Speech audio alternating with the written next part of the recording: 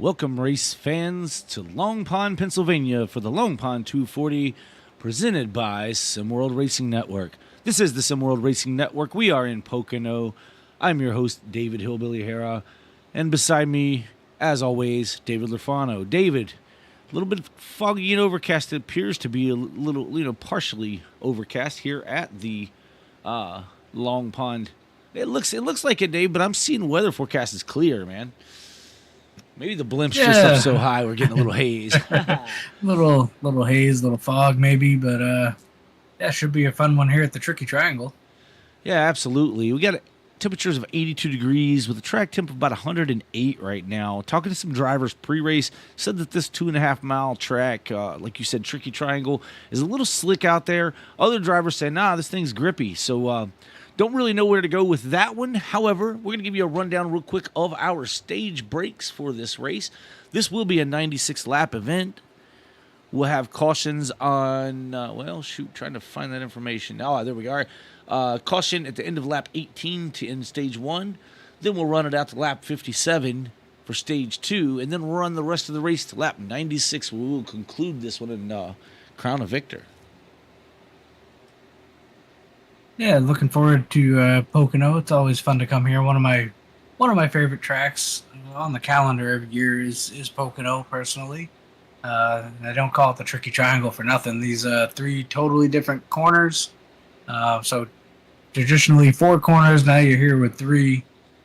Kind of throws them for a loop, but they'll figure it out quickly. Yeah, Dave, here in the Quick Finishers Racing League, we have a battle brewing in the points. James Nelson is now your points leader at 779 points, followed by Eric Thornton at 759. Then Curtis Sauburn's got 753 points with Kenneth Pack at 744. Michael Kerjelak at 737. And then you have, that's the top 5. Then you have Zoltan Nagy in 6th. You have Gregory Robinson 7th. Tommy Osborne 8th. Tyrone Yo 9th. 10th is Greg Barnett. Tyler Nelson is in 11th. 12th is Ryan Steinhoff, who's taking a provisional tonight. James Bowden is in the 13th position with Benny Campbell 14th. Larry Stubblefield in 15th. Miklos Radanovics, I hope I didn't mess that up. Rada, as we call him, in 16th. Michael Boone is 17th, with Michael Bovair running out your 18th position. Now, Michael Bovair is also going to be taking a provisional, as well as Tyler Nelson, who is currently 11th in points. So could see a little bit of points shake up here. Now, obviously, some of these drivers are already locked in with a win. But this regular series championship that we're doing here, I believe nets 15 points at the end of the season to carry with you into the playoffs if you are a playoff driver. Yeah, I believe it's 15 bonus points. And then I think everyone within the top 10 gets some sort of bonus point. Not sure what that is. I think it's like 1 point for 10th and then on up. So, yeah, fighting for that. You'll at least finish top 10 in the regular season, so you kind of get a little bit of a head start over the rest of the field. Well, we're going to see how this shakes out after Pocono. As after Pocono, they'll be heading over to Indianapolis, so we'll let you know next week what the points look like. However, tonight's race is going to have 5 sets of tires, 60% fuels the way they run it here with 1 fast repair. Looks like you can go about 20 to 25 laps on fuel here in Pocono, so should be a pretty exciting race to see if there's going to be any types of strategy happening. Now, obviously, they can run out the first stage, which is only 18 laps, but that second stage, you're going to have a green flag pit stop there, as well as the final stage. Yeah, so that'll be interesting to see the strategy calls, whether it's with tires or fuel or whatever they're going to do there for that second stage. So that'll be interesting to kind of pay attention to. Well, Dave, they're getting ready to run this thing down for qualifying here in about 30 seconds. So we're going to go ahead and jump down a trackside for our pre-race national anthem here. Please rise if you're able and remove your hat as the United States Navy Band performs our national anthem.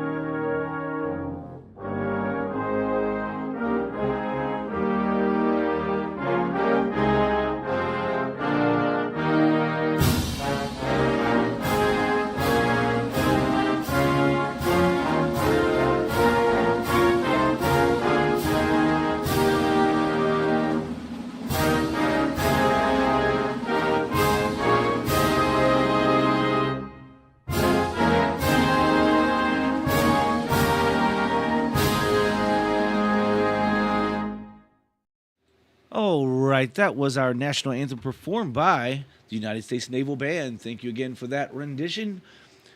We are back here on the SimWorld Racing Network's qualifying getting underway here.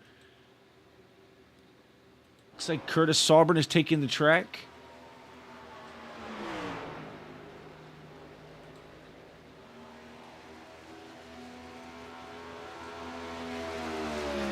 That number 54 Monster Energy Toyota coming around to try to take his first lap here.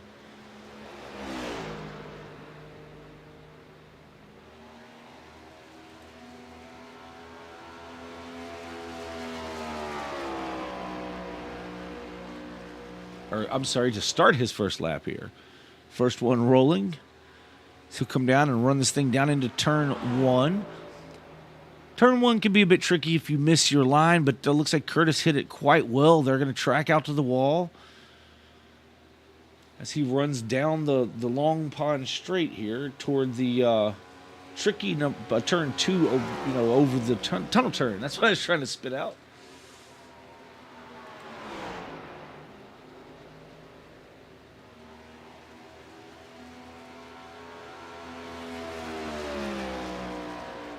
He heads down into this flatter turn 3 corner. Gets a good run out, slits her track out to the wall as he comes back to the start-finish line. He will time in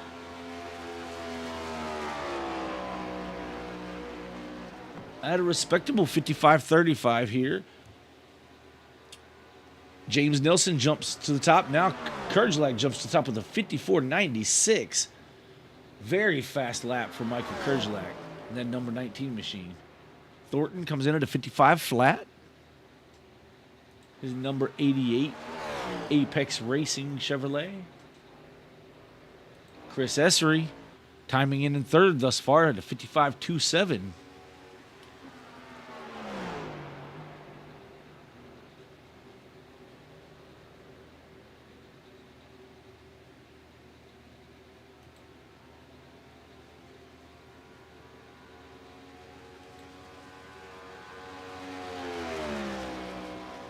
Clayton Cyrus jumps up to 5th with the 55.309. Boone comes in at a 55.29. Sauber picks up a bit on his second lap, put him up to P2 at the 55 flat.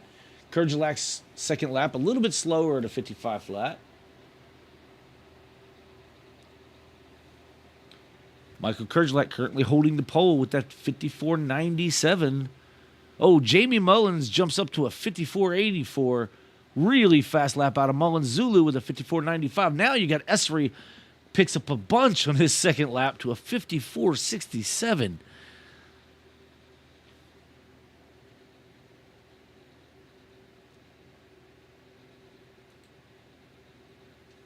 Chris Essery taking that top spot here. Now, they have 10 minutes of qualifying here. I don't know, once everyone's qualified, what they're going to do. Is we see Benny Campbell jump up to 7th on his first lap with the 55 flat. Lee Walter Huber timing in at a 55.8 on his first lap with Robinson at a 55.57, both 15th and 16th.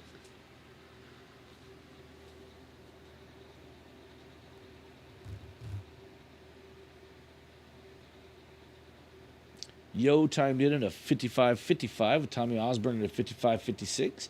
Mullins pops to second with a 54.69.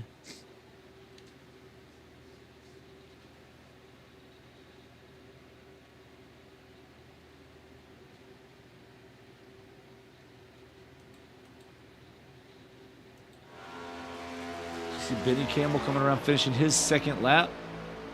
He'll jump up to fourth with the 54.93. Jamie Mullins coming around to take his second lap, or score his second lap after he comes through turn 3 here. See if he's able to pick it up from that third position where he's at currently. The 66 decides to go ahead and bring it on down pit road, or maybe that was just, maybe he'd already finished up that lap, Dave. I think maybe that's what happened. He was just bringing it around the track. Travis Rodriguez jumps to the top with a 54.64. Yeah, great lap for Rodriguez.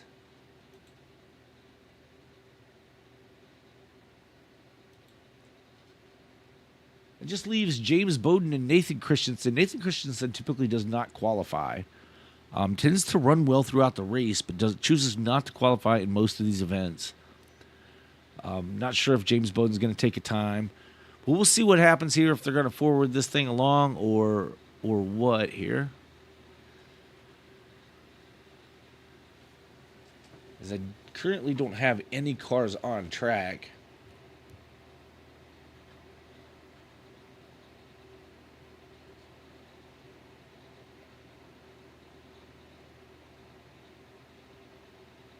Dave, could you maybe check with the officials and see if they're going to skip this thing forward or if we're going to run it out? Let me hop over there. I'll be right back. Yep. Dave has a direct line to the iRacing officials here for this race. So he'll get with them and find out what they want to do.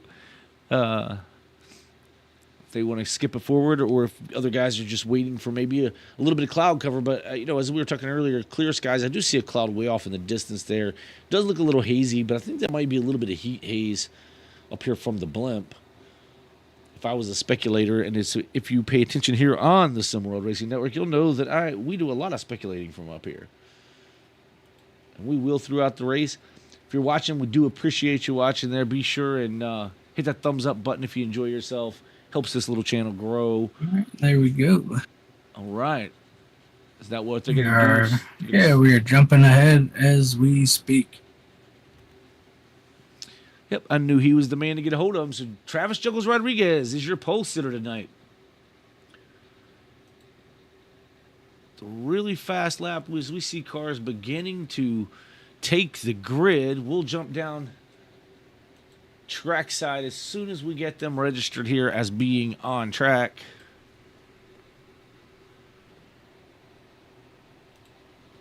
This is the Quick Finishers Racing League Long Pond 240 from Pocono Raceway.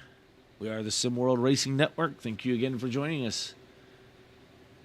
We're getting this thing underway just shortly as the drivers have just about almost a little less than 2 minutes to get on track or grid up.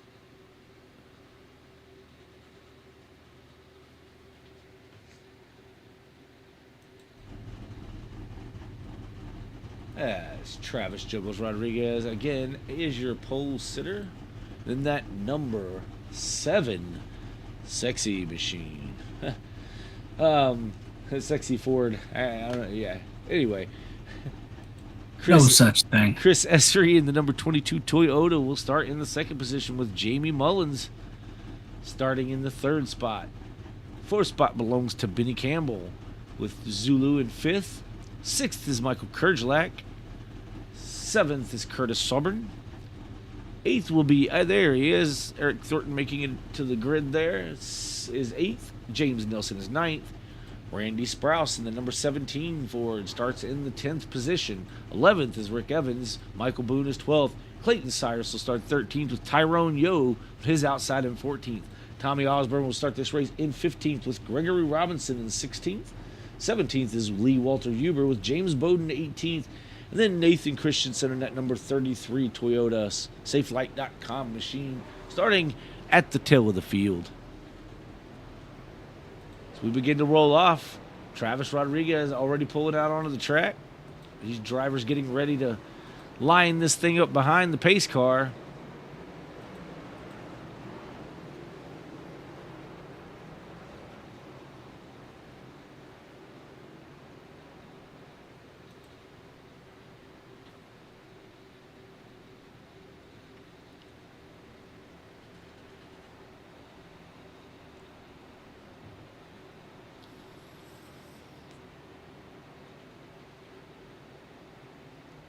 I do believe they'll line them up and go green this first time by. I don't know that there's a pace lap here. Yes, as we see them getting 2x2 now as they come through the tunnel turn. That tunnel turn is going to be a point of interest today, Dave. And it's a good corner. So it's modeled after Indy, but it's nothing like Indy as far as its texture and its width. I mean, it's wide enough. You could go through there 3 or 4 cars wide, but the way it's set up, it's almost impossible to do that. You really need to be down low, hooking that bottom, and really putting your tires just over across that line.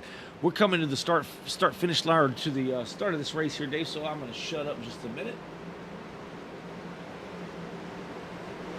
Green flag is out. 7 and 22 side by side down this long front straightaway, heading down into turn 1.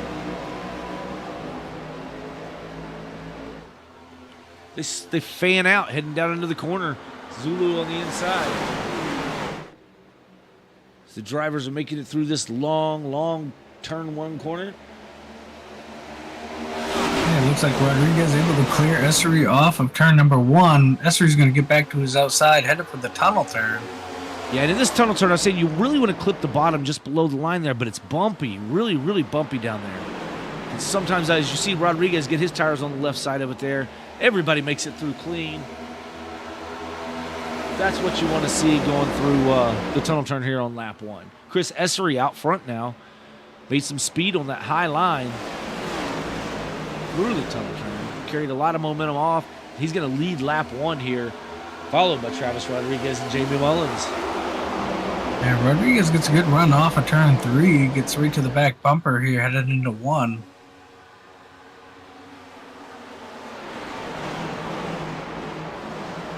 You see Mullins trying to look to the inside of Travis Rodriguez. Side by side for P2. Oh, Mullins gets loose. Having to hold it down there, and it just kind of broke free on him. Now getting back up in line. Lost a couple of spots there. You now have Benny Campbell in 3rd. Jamie Mullins now trying to battle to hold on to 4th. Looking now for 3rd on the 27 of Benny Campbell.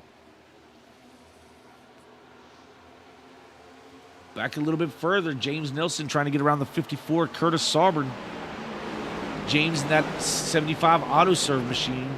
AutoServe, check him out if you're in the Charlestown, West Virginia area. Oh, as we see the 70 hard in the wall. Ay, caramba. Oh, he comes down the track right in front of James Bowden. So we got the 70 of Evans. Ay, let's see if I can find where that first happened. Okay, we're going to try to back it up to about here. Let's see if this is far enough, folks. If I have to back up anymore, I'll hopefully not make it. Watch this 70 car. 70's behind the 5 of Boone here. Going into the tunnel turn, I believe, is where they're headed into now. Yeah, this happens in turn 3. Oh, yeah, 3, yes. Oh, wow. Just hard into the outside wall is the 70 of Evans. And unfortunately, as he's kind of sliding down the track, James Bowden hits him hard in that driver's door. Let's see if we can take a different look at it here.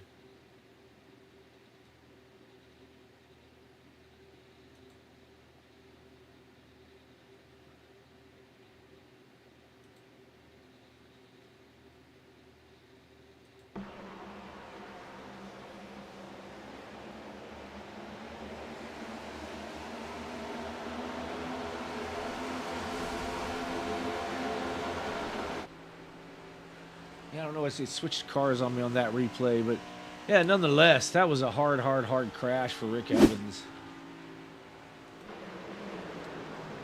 Yeah, it looks like Evans is down, took a quick repair, so he should be all set. Maybe. On his side, upside down in that 70 machine. What a violent ride for the 70. Back up onto his wheels here. Yeah, we got a bunch of cars down pit road. Gregory Robinson, Tommy Osborne, Tyrone Yo, Lee Walter Huber, Nathan Christensen, all down pit road. Interesting. I mean, we may have a play. Obviously, fuel's not an issue. See tires. Tires for Tommy Osborne. These other guys, I don't know what they came down for. As again, fuel will not be an issue here. Well, the funny thing is the 3 was involved as he was kind of going underneath the 70. His car really didn't have any damage, so I'm not sure. Yeah, we know Bowden had to come down because he made a lot of contact into the door, as you mentioned. But your leader is Chris Essery, followed by Travis Juggles Rodriguez, Biddy Campbell third, Jamie Mullins is fourth, with Michael Kerjelak rounding out your top 5 here in the Long Pond 240, presented to you by SimWorld Racing Network.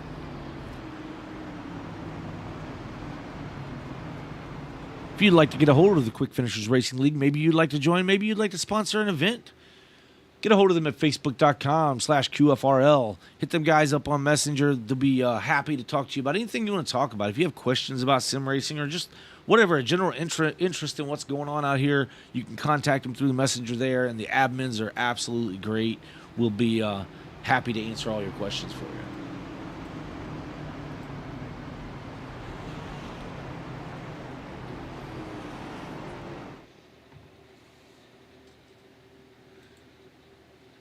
Back to my commercial. I was talking about the number 75 of James Nelson running that auto serve machine here once again tonight. Auto serve services the Charlestown, West Virginia area. Not Charleston, but Charlestown. You can get your vehicle service there. You can get anything you really need done to your vehicle. Get it running in top condition right there at Auto Serve. Check them out. Lights are out on the pace car day. We will go green next time by. Now, it's a long way around this track, about 2.5 miles, I think. But they're pacing around here at a pretty good click. Won't be long, and we will be back to full speed racing. Yeah, just 5 laps complete here of 96. Rick Evans, unfortunately, went down a lap. His pit time was almost 2 minutes, maybe down a couple of laps. I'll have to see here. I think just one. Yeah, may have elected not to use a quick repair. I see his spoiler's still been up a little bit, so yeah, did not get that car fixed, or at least didn't get it quick repaired there. So had to come in, spend a couple of minutes, lost a lap, but if he can hold on for a few more laps, stay on the lead lap, get to lap 18, get that lucky dog, and be in good shape.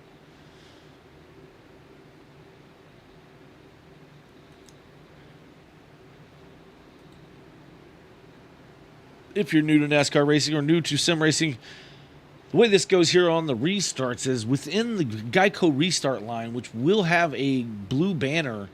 Anywhere in that area, the driver can crack the throttle, hit the loud pedal, and the race is started. That's how the green flag comes out on these restarts. It is not on the flagman. It is on the leader inside that zone. So here we go as we're coming to the Geico restart zone here in just a second. He'll get into that blue section you see to the right there and be able to fire off anytime in that zone. Waits late and fires off. Green flag is in the air. Chris Essery gets a little bit of a jump on the 7 of Rodriguez. Rodriguez on the outside line. Essery to the inside line. Now Essery goes up top in front of the 7. Brings it right back down to the bottom to make his run through turn 1. Ooh. Onto the Long Pond stretch. Woo! So we got a car in the wall. Yeah, I saw some movement back there. Green's still out. Yeah, that looks like it's who was that? That was possibly Randy Sprouse there. Got up into the wall a bit. So they head through the tunnel turn now. The 7 of Rodriguez looking to the inside of the 22 in turn 3. Going to try to get it to stick down there on the low side and carry enough momentum off for this long straight stretch. Door to door, side by side. Looks like the 20's pulling him just a little bit. The 22, apologize. Now the 7 staying to that inside, going to try to make it work down here into turn 1. Drives in really deep, does Rodriguez. 22 going to do the crossover, trying to get some momentum on the bottom now. 7 is now your leader, just by a bumper over the 22. 22 going to carry him down into the tunnel turn. Has the preferred line down there. Rodriguez still battling on the outside through the tunnel turn. Yeah, looks like the momentum on the high side is working for the 7 as he pulls ahead out of the tunnel turn into turn 3. And that's how the 22 kind of got him as well. He's running that high line through the tunnel turn. It even worked in turn 3 a little bit. Now, where's the help going to be? Right now, no driver's close enough to really provide any help to either one of these leaders, as the 22 and 7 are still side by side.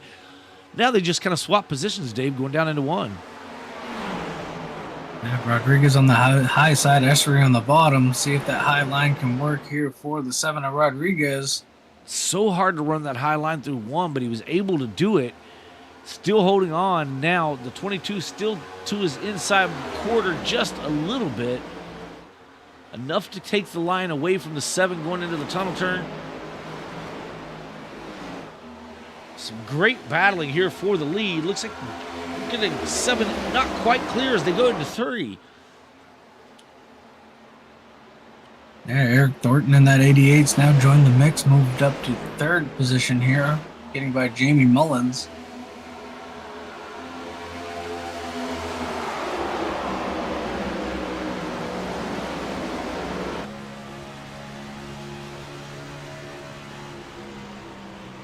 We hop on the helmet cam of the 88 of Thornton as he follows the 2 leaders, this battle between the 22 and the 7.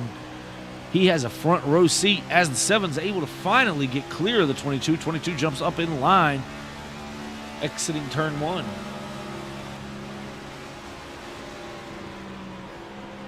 '88 going to try the high side through the tunnel. He's been watching it happen in front of him. Able to make it stick, but really didn't carry a whole lot of that momentum that we were seeing out of Rodriguez and SWRN in the 22. Yeah, the top 6 here under a blanket, nose to tail as they work off turn number 3. Ooh, a little sideways for Mullins off the corner. He's going to drop a couple spots here. Yeah, as we had just jumped on board with Mullins when that occurred, got him stuck down to the inside. Everybody just drafting by on the outside. Moves James Nelson into the top 5, and that 75 auto serve machine now working the outside as the 66 trying to look to his inside.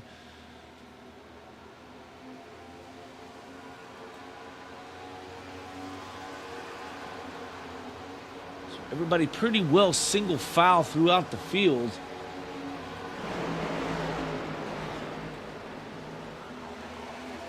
So we are on lap 10 of 96. Now this 10 of 18 in the stage, the 27 trying to look to the inside of the 88. Can't quite get there. 88's going to throw a little bit of a block and try to make a move on the 22 of SWRN. 88 now in the inside now. Can't make it happen. Slides back up in line behind the 22. He's trying to see if that 27 will give him a little bit of help. He's going to need that push if he's going to use the long straightaway.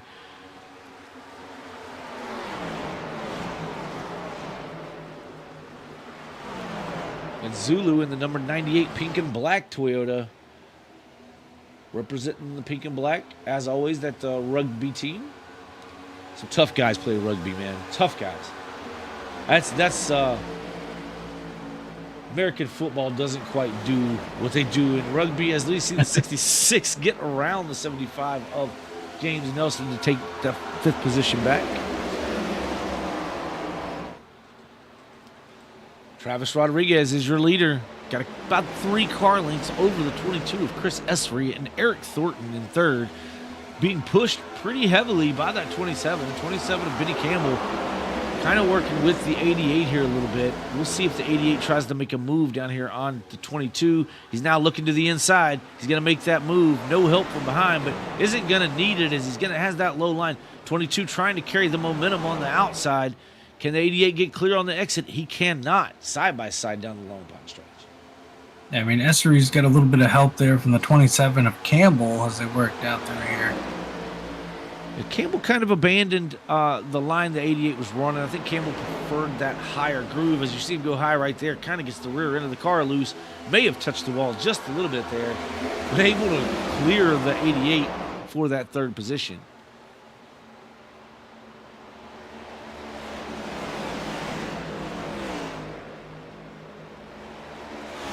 Michael Kerjlak down 4 spots in that 19 to the 10th position. Bit of gap there. No one really close in front or behind him. The car maybe not to Kerd's liking at the moment.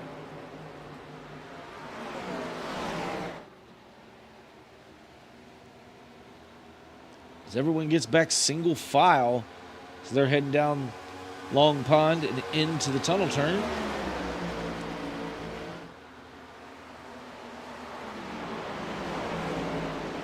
Rodriguez still turning some of the fastest laps in the race. Zulu, the fastest lap last time by, and it was a fastest lap of the race at a 54.31. So Zulu carrying a lot of speed, gets the 75, is all out of shape. They touch the wall. Zulu touches the wall. 54 SWRN working his inside. But one little drag on the wall really slows the car down and ruins that whole straightaway for you. Rodriguez still out front by about 2.5 tenths at the moment. Looks like the 22 starting to draw in on him just a bit, or at least last time by was a little bit quicker and closed up some of that gap.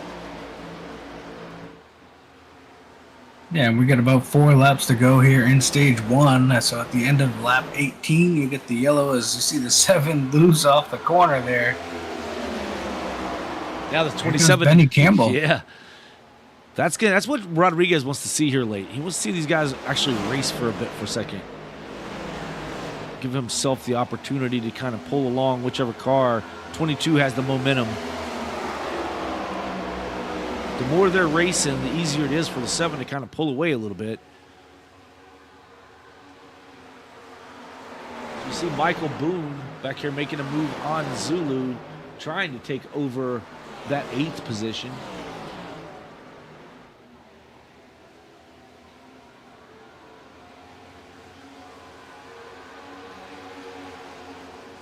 Yeah, the battle for the lead definitely heating up here between Essery and Rodriguez. Essery, as they've been able to close a little bit closer to the rear bumper here.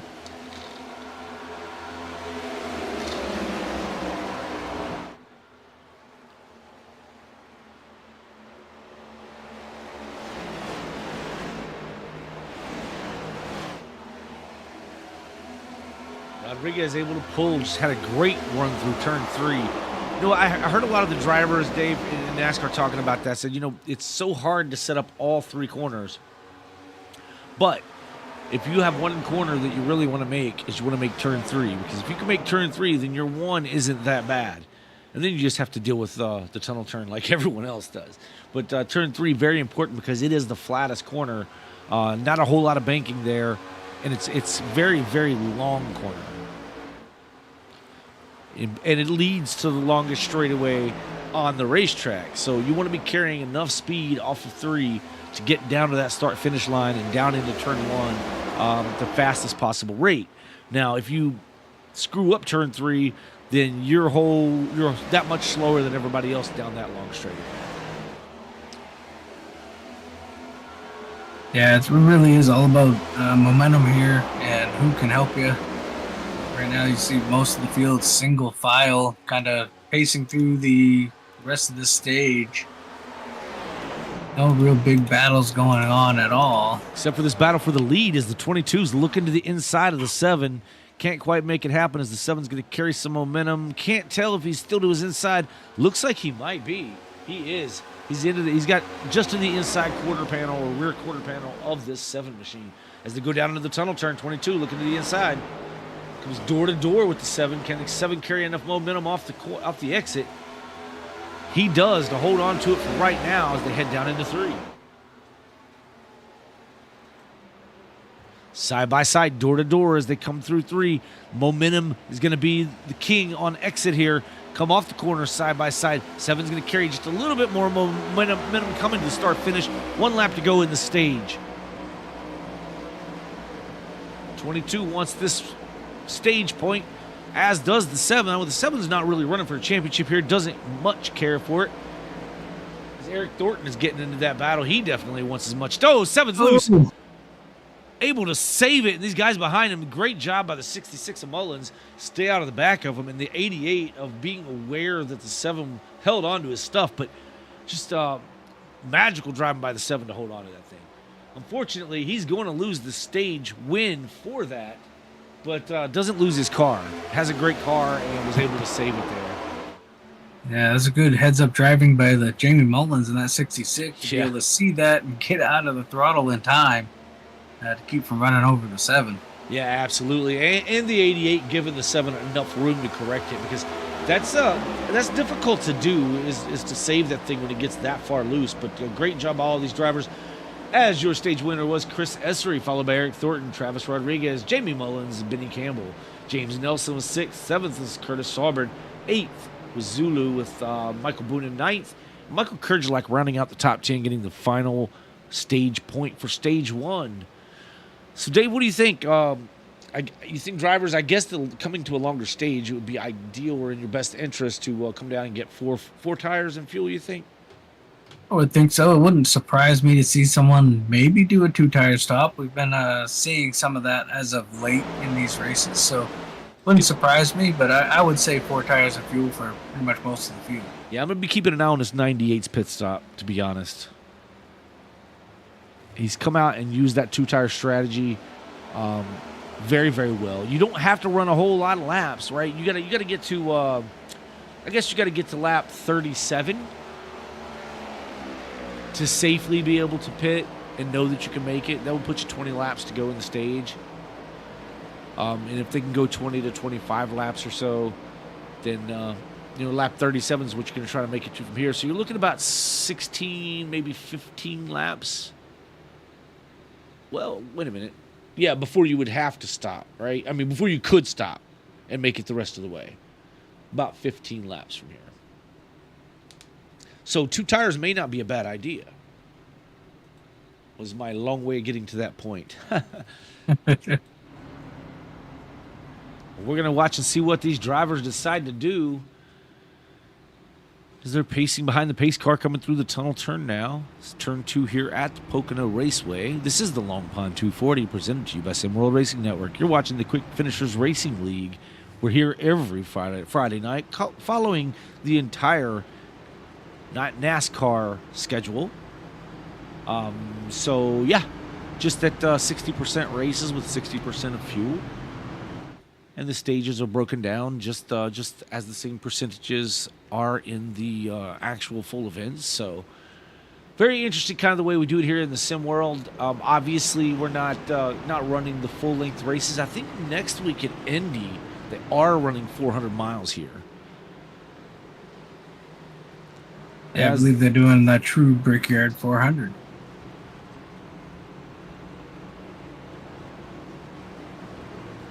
As we see all the cars coming down pit road.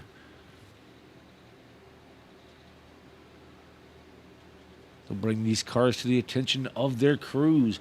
Who takes 4? Does anyone take 2? Keeping an eye on that 98. I'm going to see if he takes those left sides.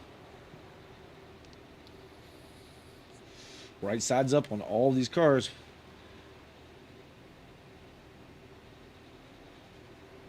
Yeah, the 98. It looks like everyone took 4 tires, so doesn't look like anyone's trying to use that as a strategy here. It looks like 75 having a long pit stop.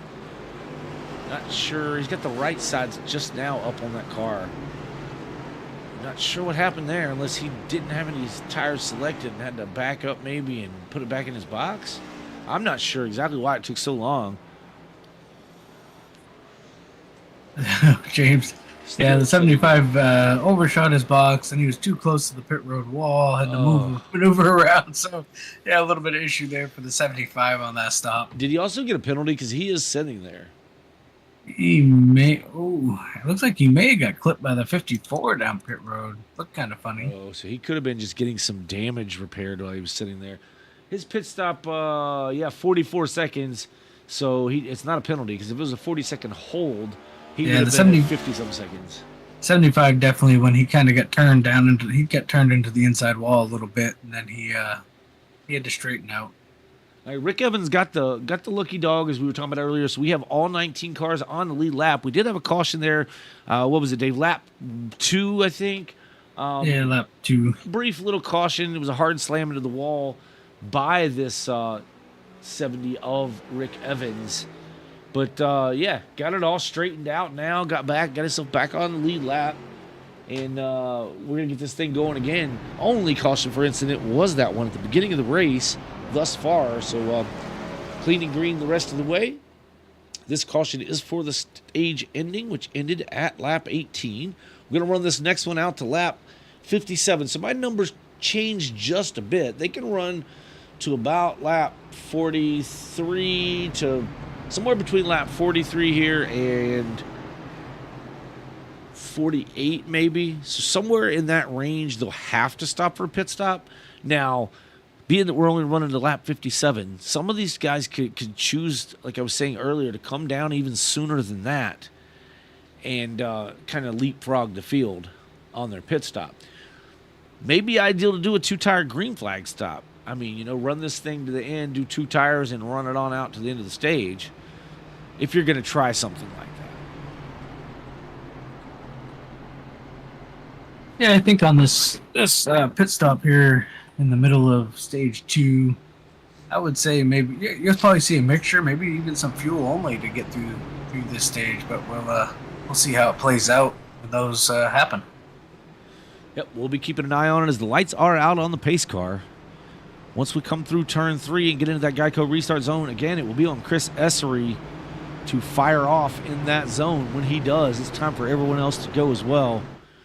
Makes it kind of tricky. I'm kind of glad they added that aspect to the sport here, because it makes you kind of have to anticipate what the leader is going to do, and everyone else has to do the same, right? They have to be on their toes, ready to go. If someone misses that just a little bit, it costs the guys further in the field some problems. But here we go. As the pace car dives off. Geico restart zone fired off. Green flag is in the air. 22 gets a good jump. 88's going to try to follow him through. 7 trying to hang to the outside of this 88. Now the 88 may be trying to look for the lead. Can't quite get there, going down into 1. We give Eric Thornton that second position. Now the 7's trying to get some momentum going on the outside. Oh, gets really close to the wall there.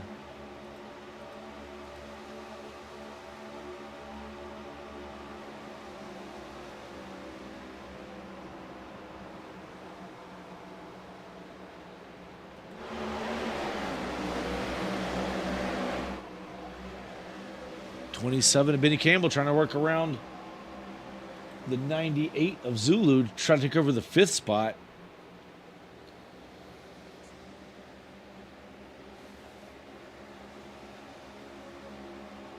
The 7 of Rodriguez hits the wall off of turn number 3. You're going to lose a spot here to the 66 of Mullins. Yeah, Mullins way down to that inside, able to bring it back up. Now Zulu going to the inside of the 7. 7 kind of struggling on this high side here. No, gets a good run on the outside as I say that. Oh, may have hit the wall again, but I'm not sure. He carried so much momentum off. He was so close to it. He scared the paint on it. So we see the 3 of Robinson down working to the inside of the 75 of Nelson.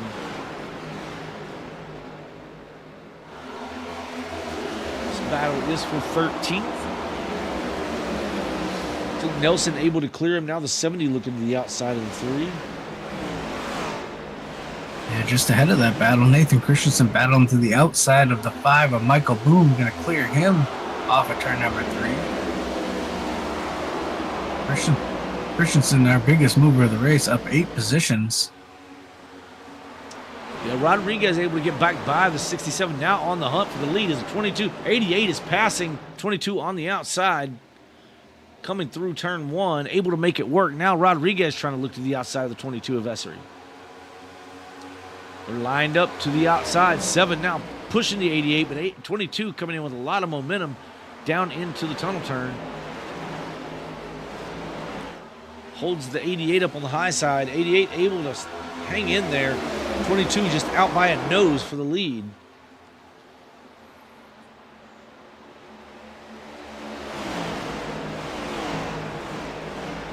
So hard to come off a 3 on the inside. If you can't clear that other car, you really need to be able to get out to the wall to carry the speed. As you see the 88 able to lead that lap just by half a car over the 22 of Essery.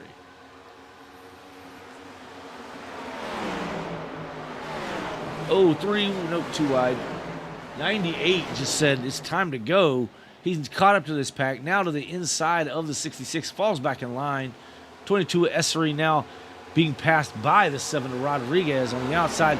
Rodriguez hooked to the bumper of this 88 machine as they head down into the tunnel turn.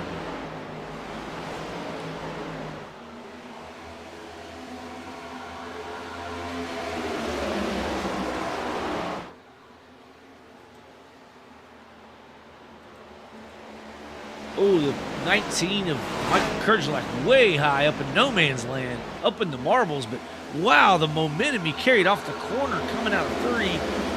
Starts to look to the inside of the 54 of SWRN. I mean, that was a power move, Dave.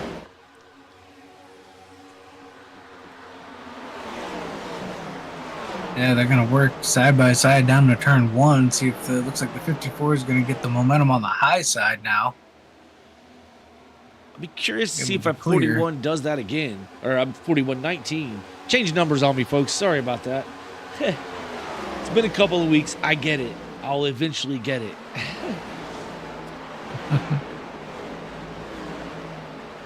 It's 27 looking to work to the outside as they head down into 3. You won't be able to try that high line this time. This is going to be the inside of the 27.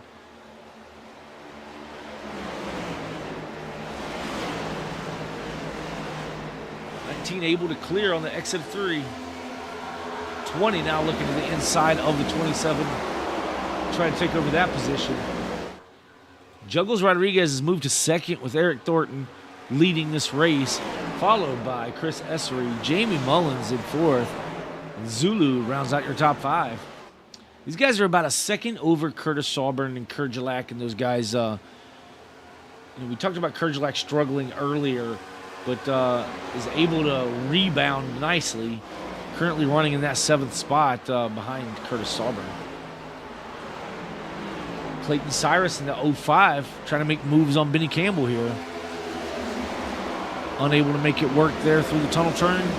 Not close enough to really try and turn 3, I don't believe.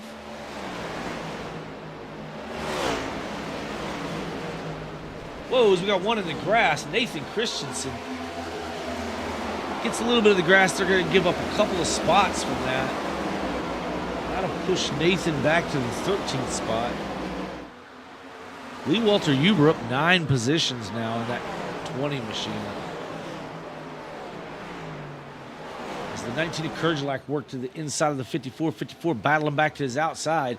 See the 88, our leader, trying to break the draft on the 7. When they snake around like that, folks, that's all he's doing is trying to break up the draft, trying to keep that car from behind him from getting that break in the air that allows him to suck up to the back of the car. And it appears that it worked. I mean, he's pulled out now some 3 car lengths now. As Rodriguez dives it in deep into 3. Seems to be his strongest corner at the moment. Now he's loose up into the wall. Oh, I just said it was his strongest corner, and he has hit the wall a ton, slowing down. He may have to tow this machine. Very, very slow on the track.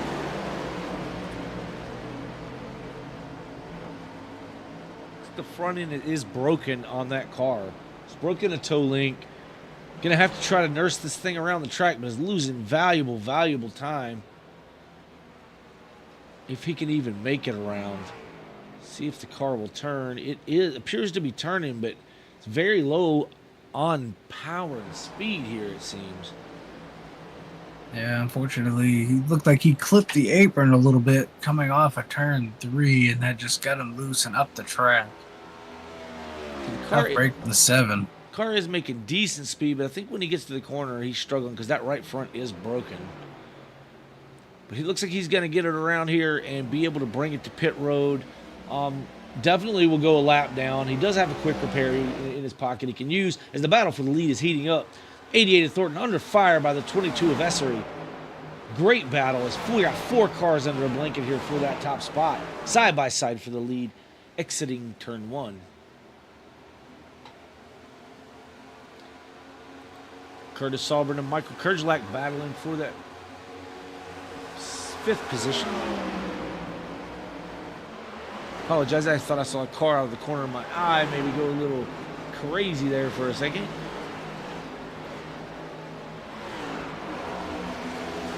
So Travis Rodriguez is in his box now. as the leader is coming through turn 3. Now they all have to make a green flag stop here, barring a caution.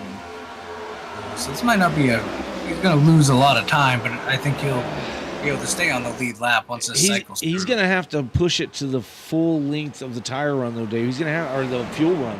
He's going to have to go that 25 laps to make it to the end of the stage, and then some. So he's going to need to be in fuel saving mode in order to run this thing out. He needed that to happen a couple of laps later than it did, to be honest. We'll see how it works out for him as the race progresses. Right now, Eric Thornton is your leader, followed by Chris Essery, Jamie Mullins, Zulu, Curtis Sauber 5th.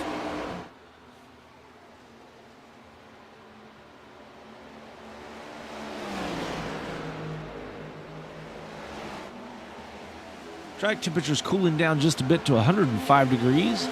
This thing should start gripping up as it looks like some clouds have maybe come in. It's partly cloudy now where we had clear sunshine just a little bit ago. That does affect the way cars handle here in the sim.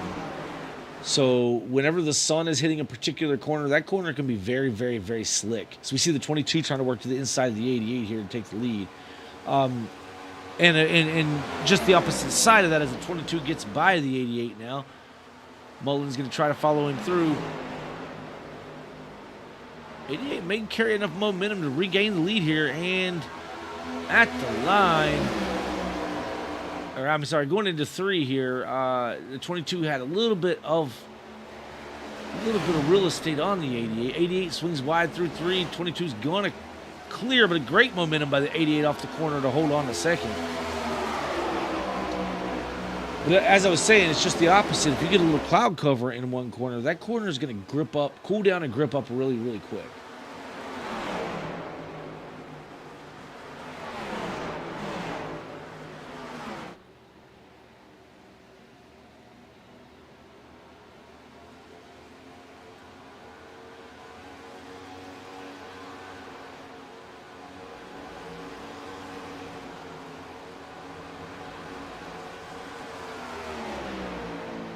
Yellow is out, just what Travis Rodriguez wanted to see. Yeah, Nathan Christensen's had an incident on the Long Nathan Pond Straight, and his car is toast.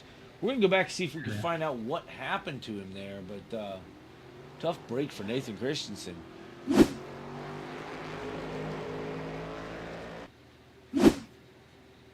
we need to go back a little further than this, folks. I'm going to rewind it just a bit. Nathan just gets loose.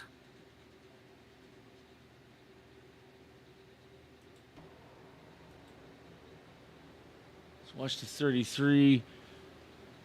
Comes through the tunnel turn there, I believe. No, turn 1. Yeah, the rear end just gets out from under him. And then, he comes across the grass and smashes into the inside wall. And then it kicks on him again and hits the wall. The receded wall a little bit harder than that. Tough break for Nathan Christensen. So this is a good break for the 7 of Rodriguez, to be honest, as many of these drivers will likely pit here. Yeah, he'll get the lucky dog and probably come down and top off. I think he was a little tight on fuel, and he did not take tires on that stop. He took just fuel only, fixed his damage, and got going. So okay, he may be down here to take some tires. Sure, and he'll get to do that after he comes around to take the rear of the field again. So he will not be able to pit with the lead lap cars on this stop upcoming here. He'll have to wait another lap, go around, get his lap back, and then be able to pit the second time. Starts at the tail end of the field. Either way you look at it, just cannot pit with the leaders. And unfortunately, we saw a driver do that in a recent race here on SimWorld Racing Network. And what that does is if you pit with the leader as the lucky dog, you lose that lucky dog. So you got to watch out. Make sure you're really thinking about, okay, this is what I've got to do. I've got to wait. It's not open for me. And sometimes that's difficult when you're in the cockpit and you're listening to all that's going on in the chat, also as well as what your spotters are telling you and this and that. It can sometimes get confusing. Ooh, the 22 misses his box, had to back up, and it cost him a little bit. Along with, he's still backing up. Oh. It cost him some time. Yeah, as we see, oh, wow, there's Zulu off first. Yeah, it looks like Zulu with maybe a 2-tire stop, along with Tommy Osborne. Yeah, Tommy Osborne off first. I apologize. Tommy Osborne, your leader, 6.63. That may have been fuel only. Actually, I see Tommy Osborne didn't come down. Yeah, you're right. He last pitted on lap 21. He's hoping these caution flags give him enough to get to the end here, unless he just missed his entry. Yeah, I don't know. Everyone came down in front of him. He chose to stay out. Zulu with right side only. Only car in the field to take right side, so that'll be kind of interesting to see here as we get to the end of stage 2. Yeah, it's a gamble, but it's a gamble he took before, and it really paid off. Yeah, it gave him a victory.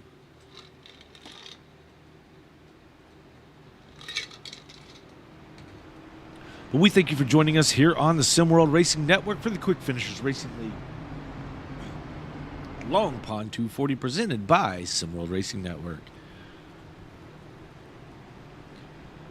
We'd like to thank all of the great sponsors here at Quick Finishers Racing League for everything you do to help this league move along.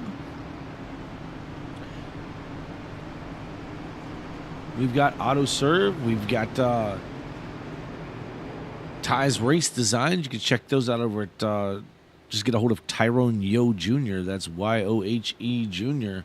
on Facebook, and he can paint up a sweet car for you.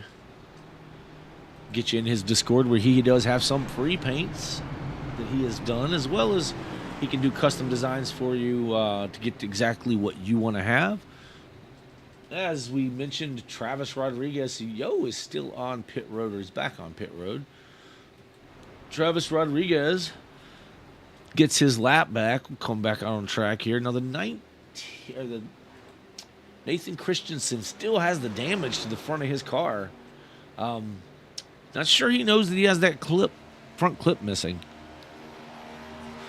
Unless he's trying to save that fast repair, get around this track, maybe he didn't pit this time by, so I'm not sure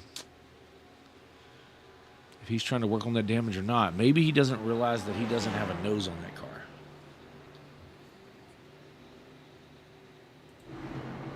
Chris Essery, after his problems, comes out in P8.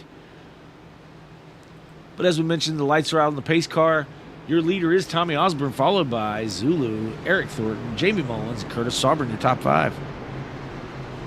Yeah, it does look like Travis Rodriguez came back down, but just topped off, so no tires for the 7. Yeah, I'm not sure about that move, but yeah, again, I'm not in the car.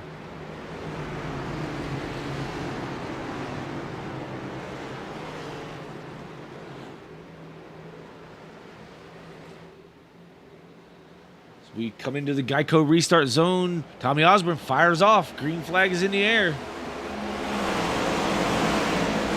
We've got no tires at the front, 2 tires in second, and 4 tires behind. We'll see how this works out. We have a hornet's nest going down into turn 1.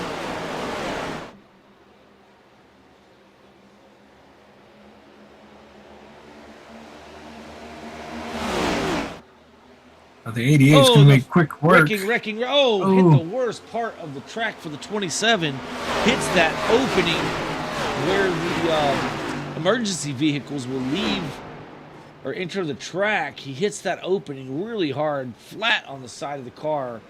We'll go back and take a peek at that from our chopper. But hard hit from Benny Campbell.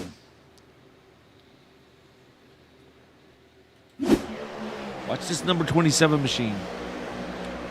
As we see the 54 get loose, and so does the 27. 54 holds onto it.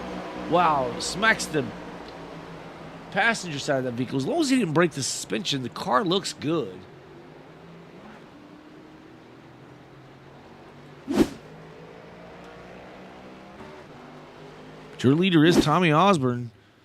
that strategy move paying off for him so far, as we are on lap 39 of 96. Now, this is 39 of 57 in the stage.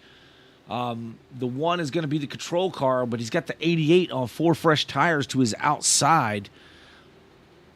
Zulu dropping back to that third position. He's going to have to watch, this one's going to have to watch for a dive bomb by the 98, I believe. Ideally, that's what the 98 would want, is be able to get a great start and be able to dive down below these guys, take them 3 wide into 1 to capitalize on the starting position. P3 is always a pretty good starting position here at Pocono. I mean, obviously you want to be the leader, but not when you can be a sitting duck for a dive bomb. You'll have to really be watching to kind of guard that inside.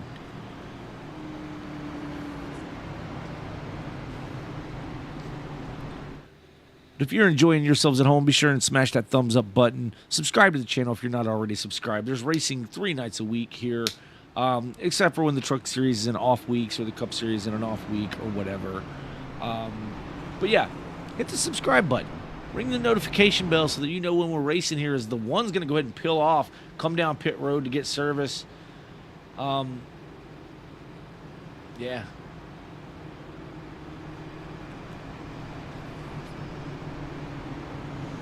Making the decision to go ahead and come down with 17 laps here left in the stage.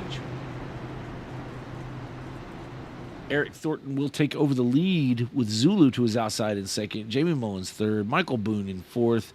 Fifth will be Curtis Sauber. Sixth will be Clayton Cyrus. Chris Essery is up to seventh. James Nelson eighth. Michael Kerjelak ninth. And Lee Walter Huber in the 10th position.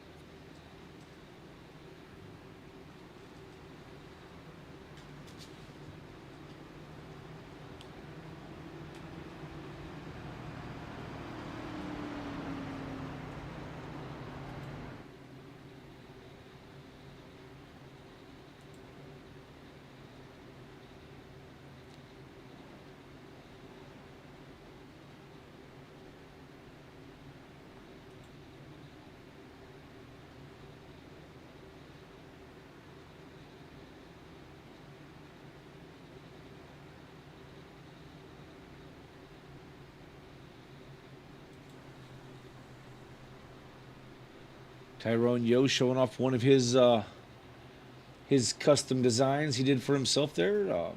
Apparently supporting Donald Trump's run for presidency.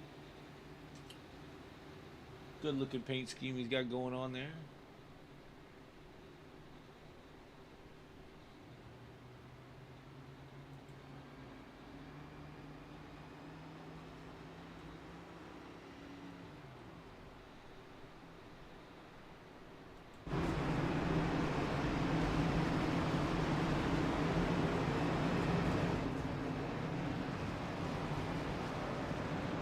The lights are off on the pace car.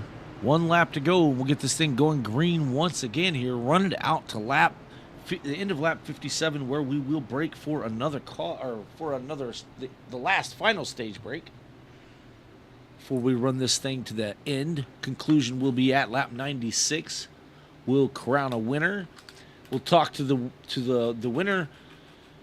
For first, second, and third, all podium finishers at the end of this event. But before that, at the end of this stage, the end of lap 57, we're going to get Curtis Dale Sauber here in the booth from inside his car, right? We'll get him up on the radio, and we'll let him take us a lap, maybe probably two, around Pocono Raceway, explaining what he feels and sees inside that car. It's been exciting each week we've done that, Dave. We've seen folks come down on him. We've seen a lot of different things happen to him. We've seen him have some great saves. He mentioned one race. He's like, it's really, really loose here. And as soon as he said the word loose, he was saving the car because it was really, really loose or slick, I think. But yeah, it should be interesting to get to ride along, give you that perspective from the helmet cam of the number 54 Toyota.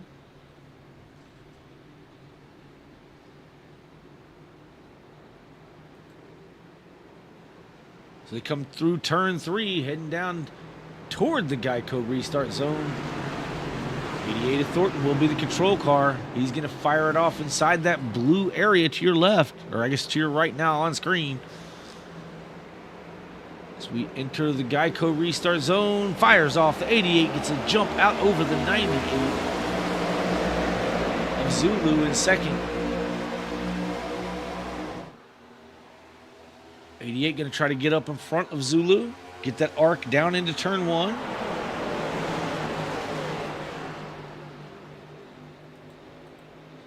Boone battling for that third position on the outside, did not smack the wall, but darn, you couldn't put a piece of paper between the wall and the 5 car.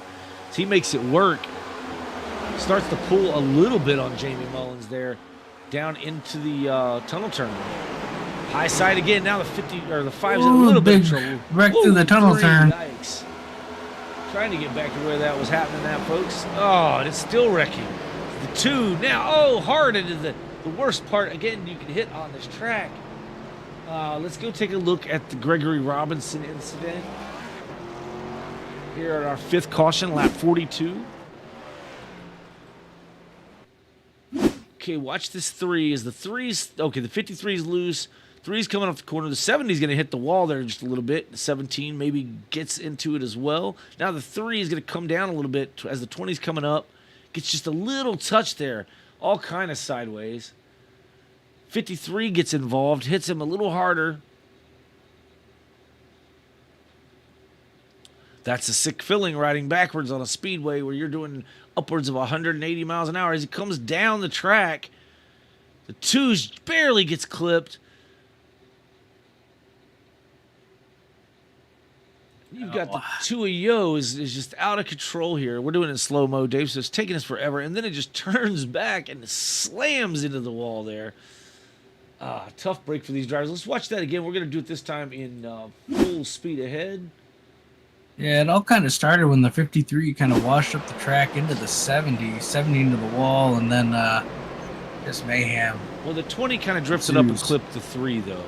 That was ahead of the 50s. I think so, yeah. Let's watch Tyrone Yo's view here. He's going to hit pretty darn hard.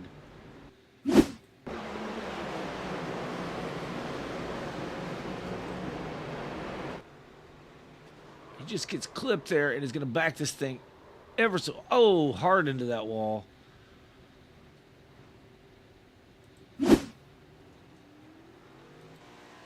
These drivers going to have to bring it down pit road, get that damage fixed. May have already done so while we were watching replays. No, as they peel off now, you've got James Bowden in the 53 on pit road, the Nathan Christensen machine on pit road, Tyrone Yo, Gregory Robinson, all down pit road. Come to the attention of their crews, get some of this damage straightened out. Nathan may take a quick repair here, as he has that. Someone may have told him he has all that damage to the front end.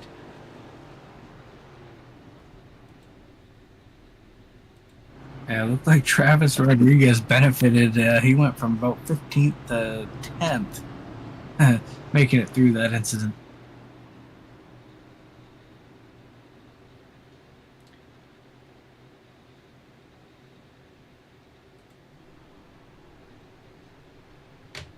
Eric Thornton is your leader, followed by Zulu, Jamie Mullins, Michael Boone, and Curtis Auburn. Your top 5.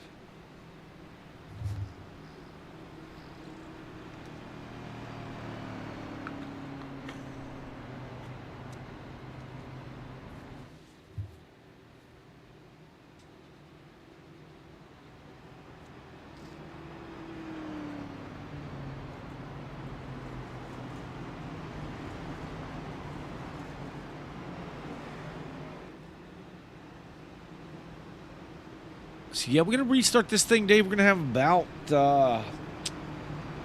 maybe 12 laps. 12 laps to go, possibly, in the stage. So, no one has an issue on fuel. Zulu has the worst of the tires as he only took 2 tires, so his left sides are feeling a bit of the age, but hasn't really hurt him thus far on those short runs that we've had here.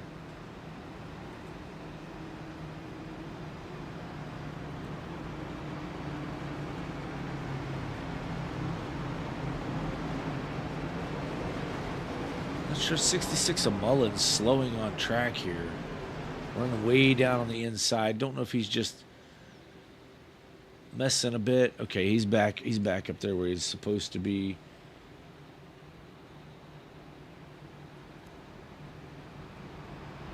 Showing Benny Campbell had an issue, but yeah, it looks like they waved off the see what start happens with here. Campbell coming around maybe to catch back up to the field. Oh, maybe something came disconnected. I mean, it was weird. He's coming down now. He's stopping on the track. That's what showed as a crash. Oh, okay. Maybe he was letting a car by to make sure he didn't get a penalty here. Supposed to be at the tail end of the field.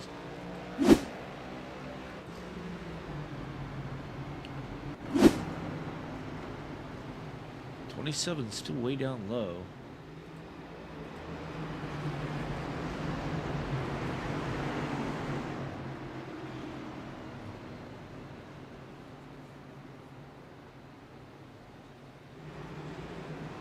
Okay, it looks like he may be waiting for these other drivers to come up here so he can get to the tail end of the field.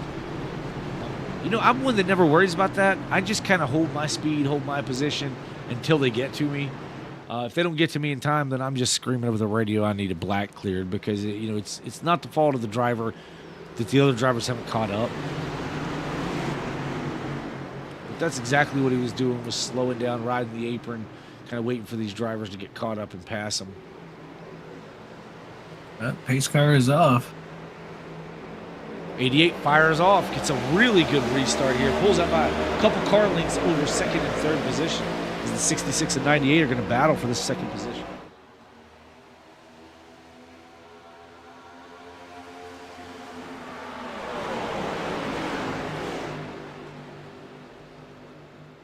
Yeah, it's Zulu with a good run on the outside off of turn number 1. Going to battle side by side with a 66.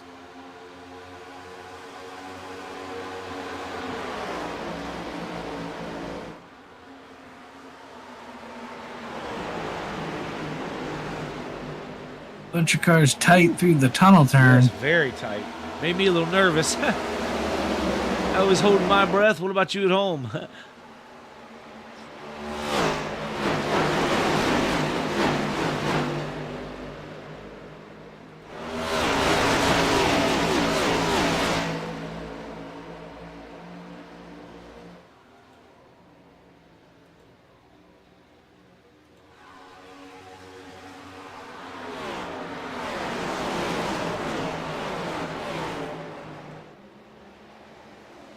'88 got a pretty good lead now over second place Zulu. Out to about 6 or 8 car lengths to the battle for second is heated up. Jamie Mullins able to get to the inside of Zulu there. They're now battling it out through the tunnel turn for that second position. Curtis Saubert closing in to join this battle.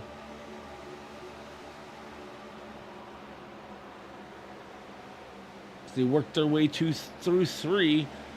There's that 19 still running that super high line through 3. And man, he carries so much speed by doing that. It's unreal. He's now into the inside of the 54 just by that move. And it's so hard. He's way up in no man's land, but able to pass the 54. Now the 54 now working back to the outside on exit of 1. 19 may have him cleared, not quite. Can't quite get him cleared and get up there. So he's going to lose the momentum down the Long Pond Straight and into the tunnel turn. 22 at Esri trying to get back into this battle as well.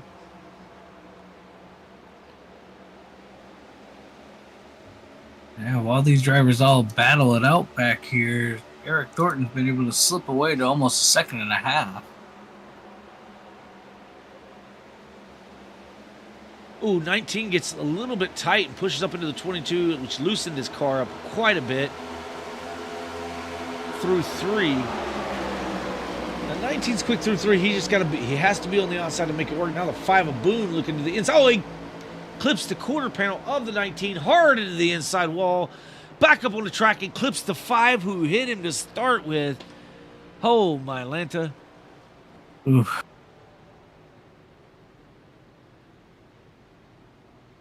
Tough break there. That didn't even show up on my crash report, Dave, but we were watching it live, folks, so we're not going to go back to the replay on that one, as I don't really have one. I'll see if we can find it here.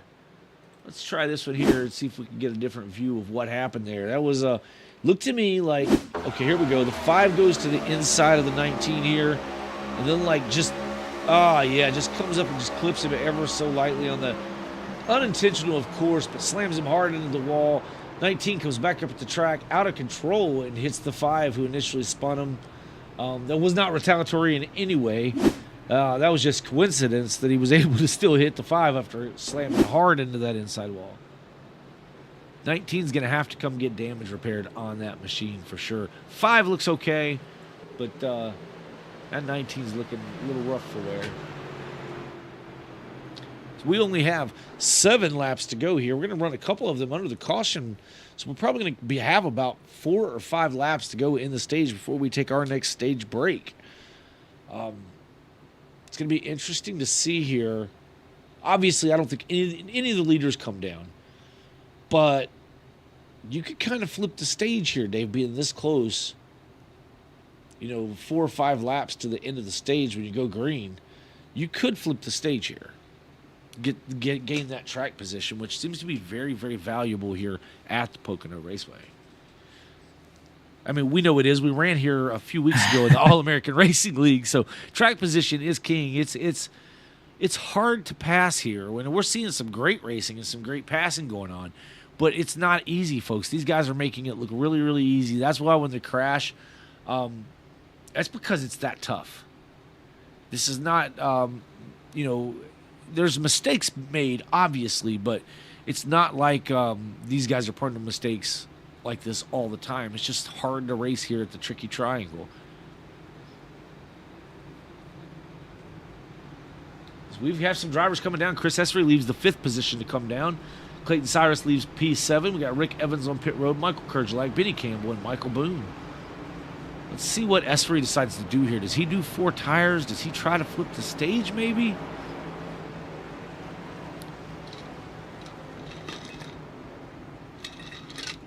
We know how fast the 22 was up in the front early on, as we watched he and the 7 of Rodriguez battle. And then he and the 88 battled for a while before some issues on pit road put the 22 in the back. Now he's putting 4 fresh tires on that machine, and he's away. 05 of Clayton Cyrus comes off pit road, also taking 4 tires. Got Michael Kerjlak. He was down. He got that damage repaired, used his fast repair, took 4 tires and off pit road. Michael Boone is leaving pit road, as well as Rick Evans. Benny Campbell still working on the damage to that machine, electing not to use his quick repair. Yeah, that'll be interesting to see how these tires play effect here with just a handful of laps to go here on stage 2. Yeah, I don't know. Let's see. The leaders were down on lap 35, but they've ran a lot of caution laps here. So I don't know how much of an advantage. I mean, there's going to be some, right? You're going to have some speed advantage because we know tire fall off is a thing here at Pocono. You do lose some time over the length of a tire run. But, I just don't know if there's going to be enough time for these drivers. Chris Essery, he's the first on, first off pit road. He dropped from 5th to 12th in that exchange. So be interesting to see if he gets that thing back up to the top 5 before the end of the stage. Or if he cares to. He may try to baby this thing so he can flip the stage, take care of those tires, flip the stage, be the leader because everyone else is going to come down and take 4 freshies. Strategy at Pocono. Who would have thought it, Dave? Who would have thought it? But we thank you for watching here on the SimWorld Racing Network, where we have racing 3 nights a week. You can catch the All-American Racing League Truck Series on Sundays at 7:50 p.m. Eastern Time. You can also catch the All-American Racing League Cup Series on Tuesday nights at 8. I think we usually go live around 8:20, somewhere in that area, as the green flag flies at 8:30. So be sure to tune into that. You have Nathan Christensen in the booth for that. Dave and I are in the booth on Sundays for the trucks. Now, we do have a bit of, I think we've got one more race in the trucks before we take a bit of a break. We're going to be starting the playoffs here. So let me take a look. All right, so the playoffs are going to start.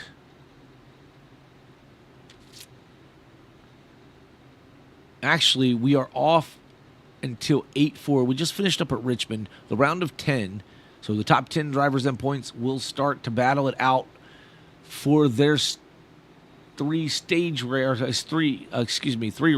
races in the round of 10. We'll start on 8-4 at the Milwaukee Mile. So we got a week or so off there in the truck series. So Sundays will be free for a moment, but the Cup Series is headed off to I got to think where we're going. We are going to Michigan here next Tuesday night for 100 laps, so be ready for that. Lights are out on the pace car. We're getting ready to go green here for the Quick Finishers Racing League. Number 88 is the control car once again. Jamie Mullins to his outside as they come into the Geico restart zone. Fires off. The 88 is pulling away once again.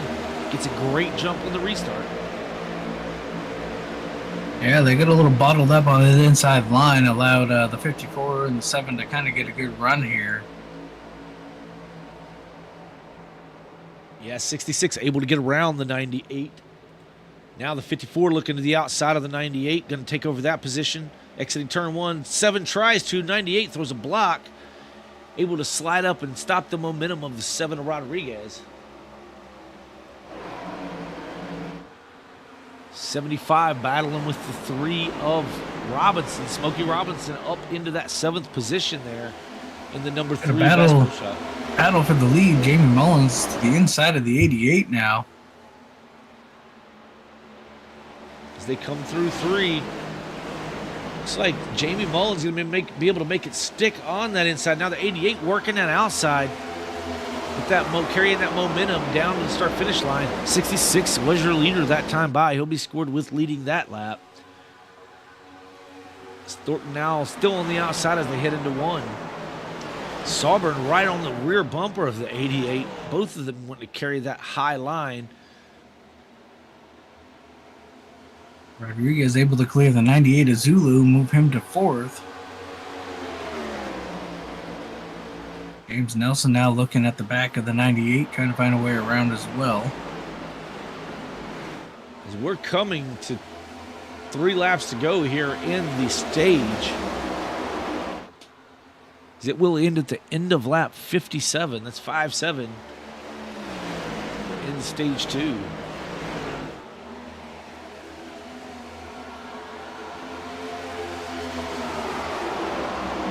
.66 nose to tail down the long front stretch here as they head off into 1.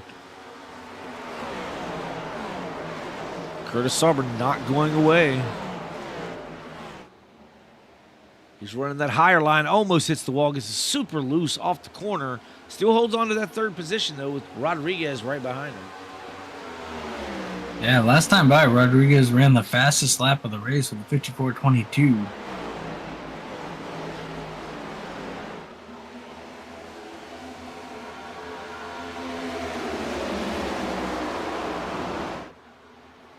Rodriguez putting the pressure on the 54 of SWRN. Waiting for any kind of little slip up or misjudgment of a corner to see if he can take advantage.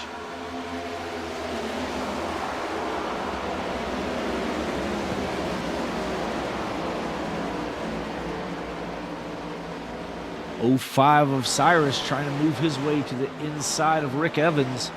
This is for the 14th spot. 05 to the inside, 70 to the outside, 70 able to pull away.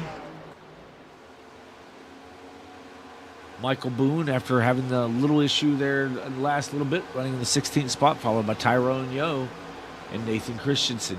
Nathan Christensen got his car corrected, but he's got damage to the left front. Not sure what happened there. At least he has a bumper on it now. Back out front, the 88 of Thornton is leading the way over Jamie Mullins and Curtis Auburn. Yeah, as they work their way off turn number 3, coming to the line, will be 1 to go here in stage number 2.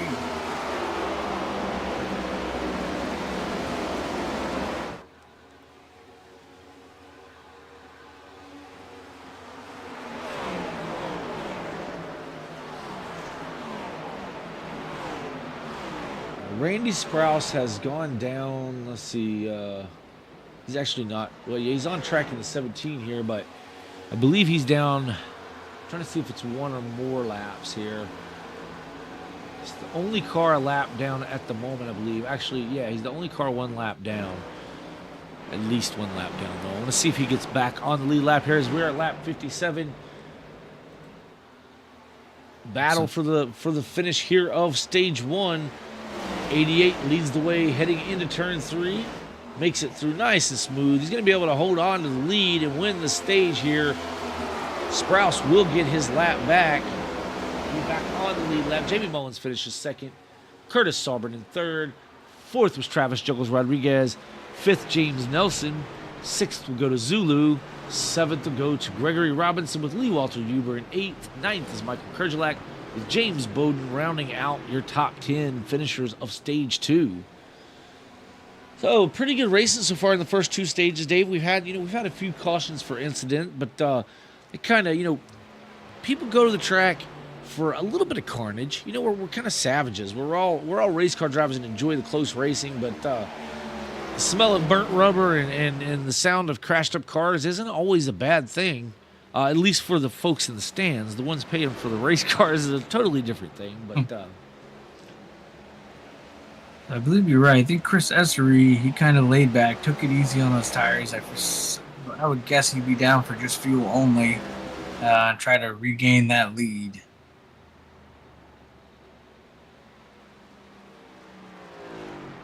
And even if he elects not to take fuel, I don't know that it's going to affect him too much. Let's see. We're going to have... Yeah, so, I mean, you're going to have to pit regardless. So I don't know if I even come down for fuel if I'm Essery. Because your car potentially could handle a little better with less fuel in it. Less fuel, less weight, more speed. I don't know. I don't know what the actual, it depends on what their strategy is for running this next stage. Because you're still going to be able to, we're going to restart like 62, maybe lap 62. So we're going to have some 34 laps to go. So you're still going to have to pit. So yeah, I don't, I don't think I come for fuel if I'm Essery. We are about to find out. That we are, sir. That we are.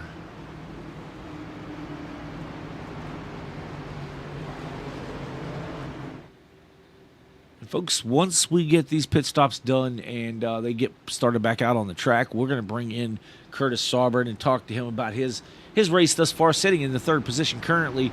We're going to hope he has a good, clean pit stop here so that he's restarting toward the front. It's not a bias towards any driver. Just, hate to break somebody on camera after they just had a big mistake or something. So we're going to hope that doesn't happen and that I didn't just put that on him.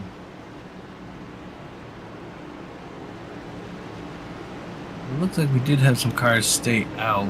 Rick Evans stays out, Clayton Cyrus stays out, and Michael Boone stays out. So they're all leapfrogging. See, that's why I wouldn't have come in if I would have been Essery. Essery's going to come down into his pit box.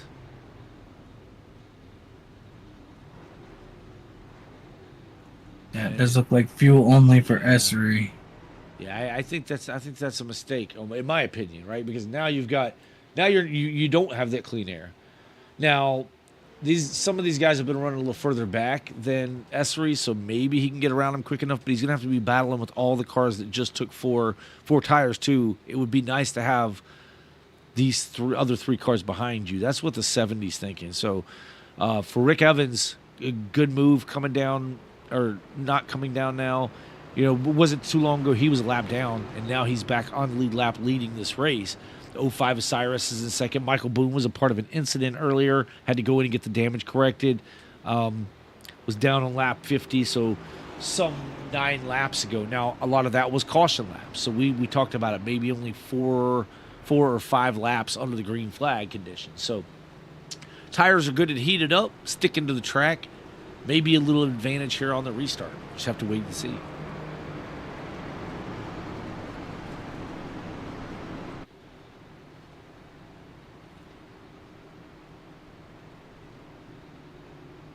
Trying to see why Rodriguez lost so much ground on pit road. It seems like he lost a bunch of spots.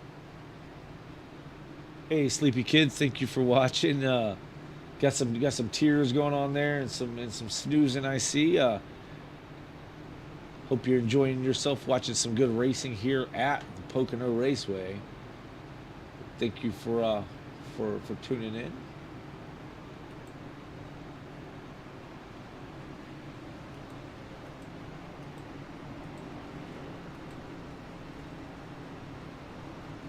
Big loser on that exchange was Rodriguez, though.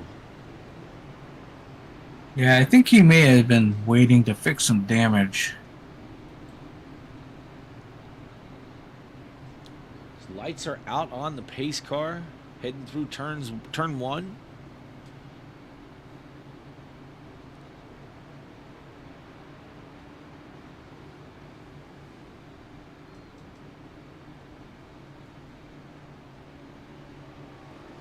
So yeah, we got a brand new front row. Rick Evans is going to lead him down with Clayton Cyrus to his outside. Chris Essery, who had slipped back through the field there a little bit, up into that 4th position now. Yeah, and being on the outside may not be a bad thing here, as we've seen a lot of the action take place from the outside line.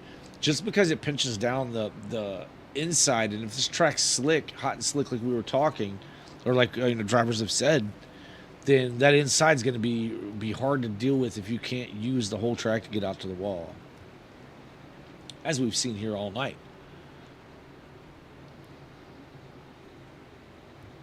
Oh, Curtis Sobrin, can we get him in here? Oh, yeah. Just he's about to go green, but we'll just tell him to talk us through it as he can.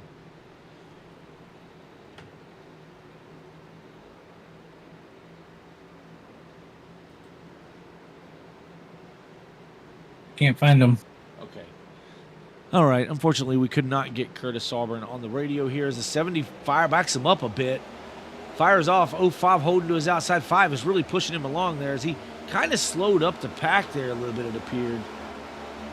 Now the 5 looking to the inside. 3 wide for the lead. 5 of Boone down to the inside. 70 to his outside. As they head through 1. 70 carrying that momentum. Oh, now there's a battle. 22 looking to the inside of the 88 because the 88 got a great restart. Almost make contact. 3 wide for the 3rd position with the 05, 88, 22. 88 up and into the 05. Now the 70 into the wall. Everyone's checked up.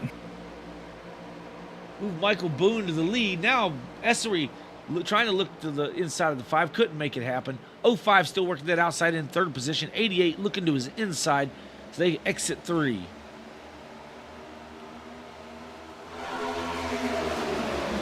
.22 looking to the inside of the 5 of Boone, heading down the front stretch and into turn 1. He has the low entry.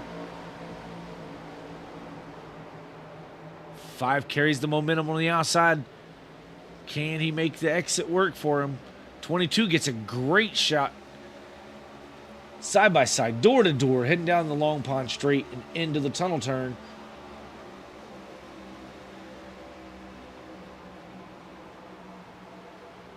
Still side by side through the tunnel turn. 5 gets a little tight, washes up. 22 washes up. Still door to door as they head down to 3.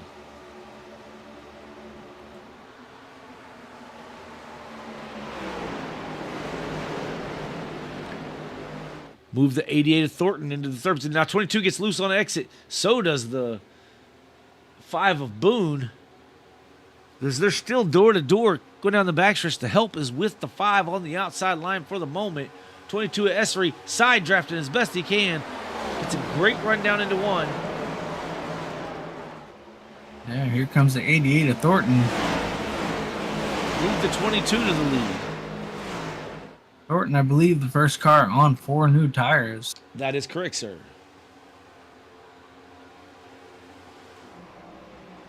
'88 working to the inside of the 5 of Boone. Boone trying to hold strong on the outside.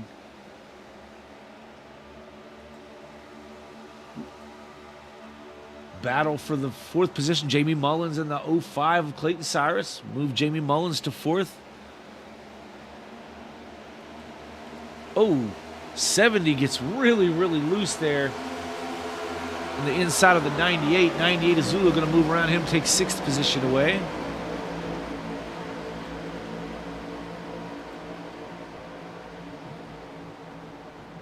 '20 looking to the inside of the 33. He gets up into the 33.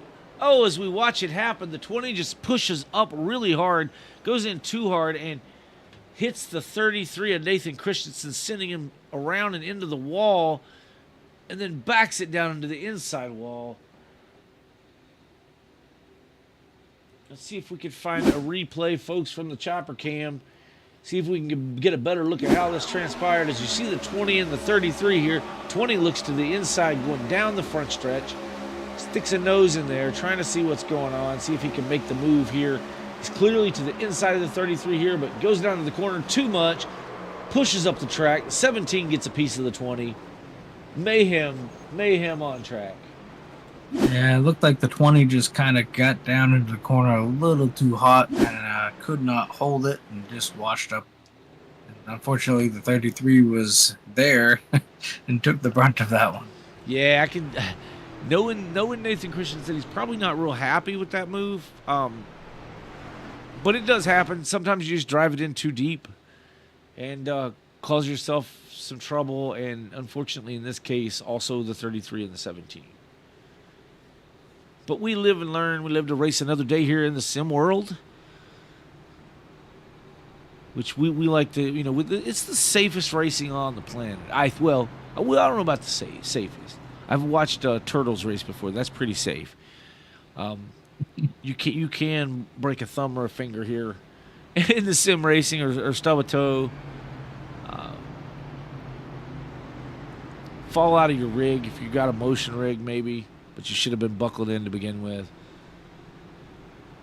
Hope you had one too many brewskis before getting behind your simulated absolutely machine. You can definitely kick the pedals and hurt your feet.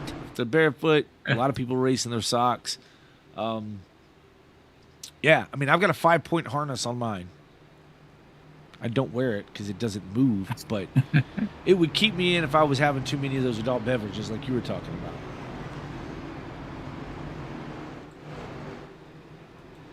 Will anyone take advantage of pit road here? And I didn't see anyone try to do it.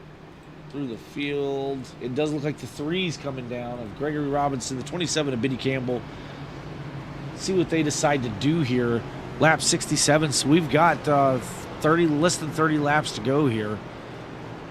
It's too early to pit, but if you come in now and you take 4 tires, you could take fuel only on your stop with just a handful of laps to go. So let's see, the tire right sides are up on the 3.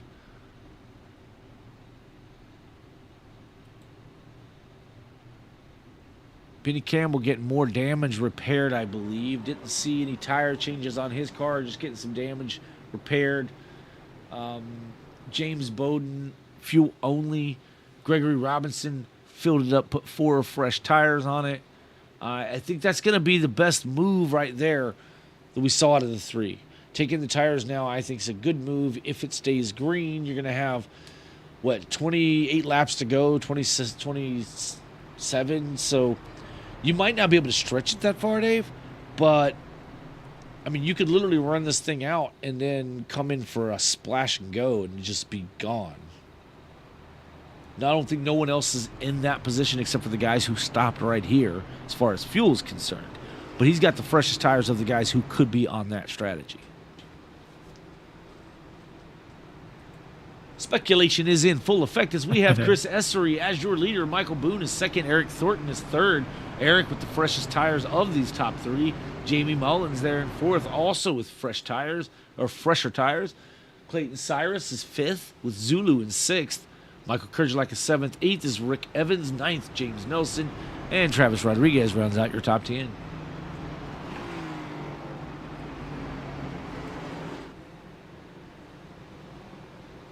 Yeah, right now, the biggest mover of the race is Michael Boone in that number 5 Chevrolet, sitting in second place, up 10 positions.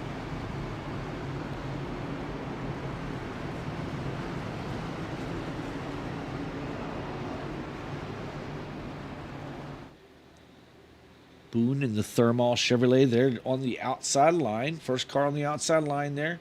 Starting beside our leader, Essery. Essery will have the control of the restart in that Geico restart zone, as we've said all night long. You guys are tired of hearing me say it. But as you've noticed, it's helped guys really get a jump. So it's very important if you're the car behind in the 88 or the 5 on the outside that you really kind of keep a close eye out your window or windshield of that 22. And when you see his car jerk to take off, it's time to go. You got to mash that thing to the mat and get going. Try not to spin any tires, get up through the gears, and try to get the best restart you possibly can.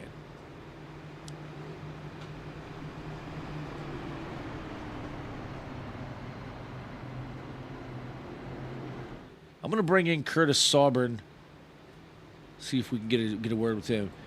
Hey, Curtis, you got David in the booth, man. You got a copy?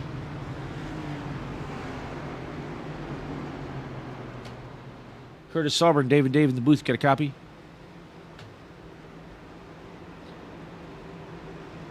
All right, maybe we're having a little radio trouble getting a hold of Curtis there, but we'll catch him next time. As the cars come through turn 3, the exit of turn 3 here, you'll see the pace car dive off, and we'll get this thing started once again.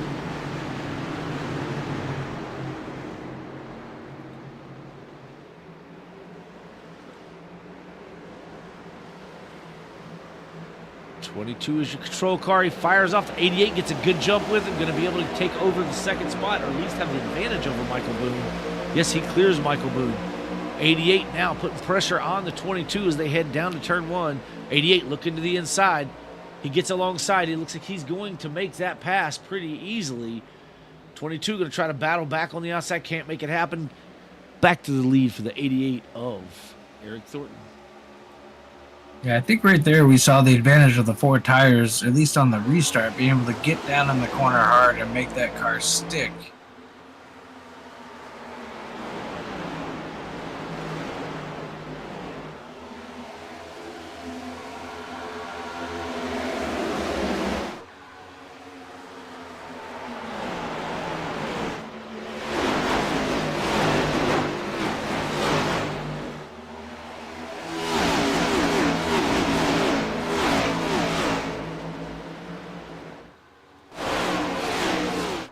We have a car hitting pit road here. Lee Walter Huber is in.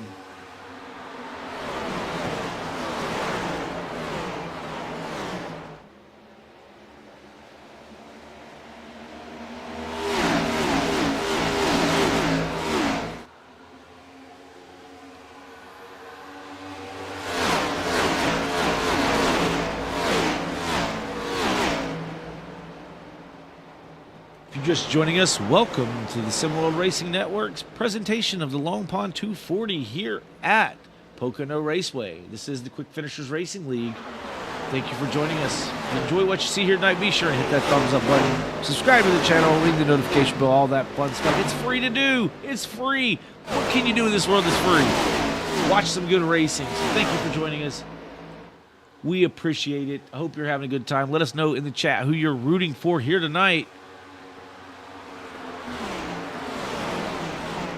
or which of these drivers you think will win this thing, as we have a battle for the 5th position shaping up. The 98 trying to get to the inside. Now, you got the 19 of Kerjelak working his outside, trying to take away that 6th position, and does. Great momentum for the 19. As they head down to the tunnel turn, they makes contact with the 05. pushes the 05 into the corner pretty hard. Does Battle Courage for the Light lead, Machine. too. Back out front. Chris Essery. Essery door to door.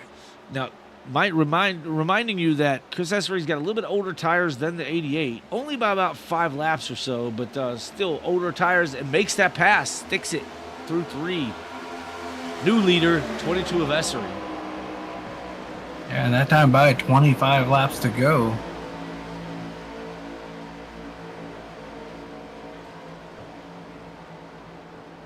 Ooh, 70 makes contact with the 75, pushes him up the track just a bit. 75 going to get a run on the outside, though. Outside exiting 1, hits the wall just a little bit, but still carries enough momentum to clear the 70 of Rick Evans. 54 now looking to the outside, going into the tunnel turn.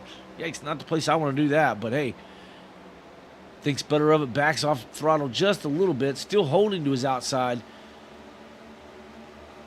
88 now to the inside of Essery, retake the lead here. Essery going to try the crossover. If he can carry the momentum, can't quite do it there. He's right on the back bumper of this 88 machine. 66 of Mullins trying to join in this fight.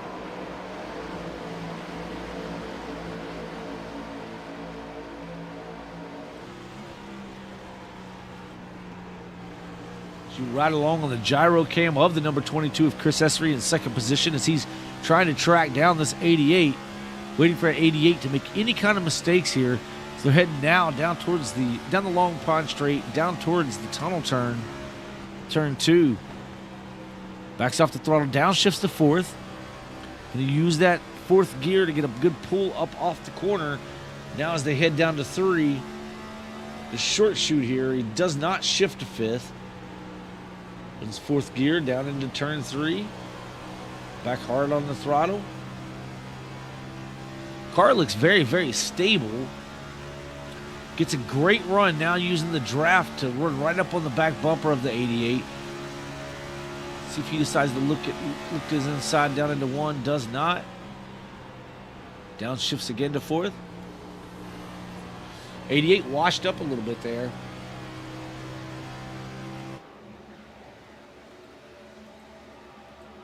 That little bit of drafting seemed to help them pull away from Jamie Mullins. Well, now we have the 75 of James Nelson in 9th, trying to look to the inside of Clayton Cyrus for that 8th position through the tunnel turn. Gets really, really tight down there. Has to give the position back.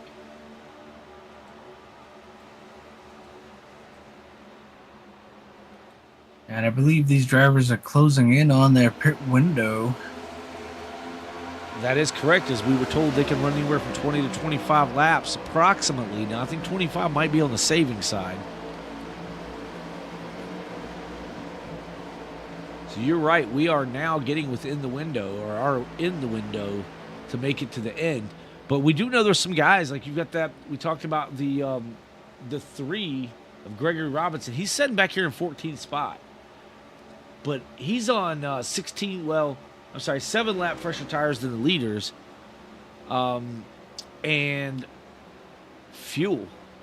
So he can go quite a bit longer than these guys on the fuel, and only have to take less, as they come to the pit stop under green flag conditions.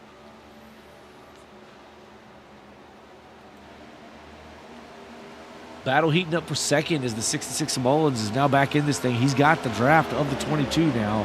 Starting to sniff right on the back of that car as 22's drawing in on the 88 down the front straightaway. It's long, long front straightaway.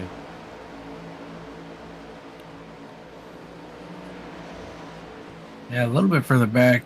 Kurjalak in the 19 and Rodriguez in the 7 have both caught the 98 of Zulu. Kurds now to the inside of the 98, trying to take away the 5th position. Yeah, it has the position going into the tunnel turn, Dave, and was able to make it happen. Now Rodriguez closing in on the 98. Back, kind of checks up just a little bit to keep from hitting him. See what they get really, really checked up going into 3. I think Zulu might be struggling with that car just a little bit. As the 19 runs that high line again. Don't know if that one was intentional. He was sliding an awful lot, but carries extreme momentum down the long front stretch once again. Clayton Cyrus is in for his pit stop. Pit stop's the beginning. 05 is in. Randy Sprouse is in. Or I'm sorry, Rick Evans is in the 70 car. See if what they decide to do here. As 05 hits his box. Right sides are up. Taking tires. 20 laps to go. Taking tires is the right move if you're having to pit now.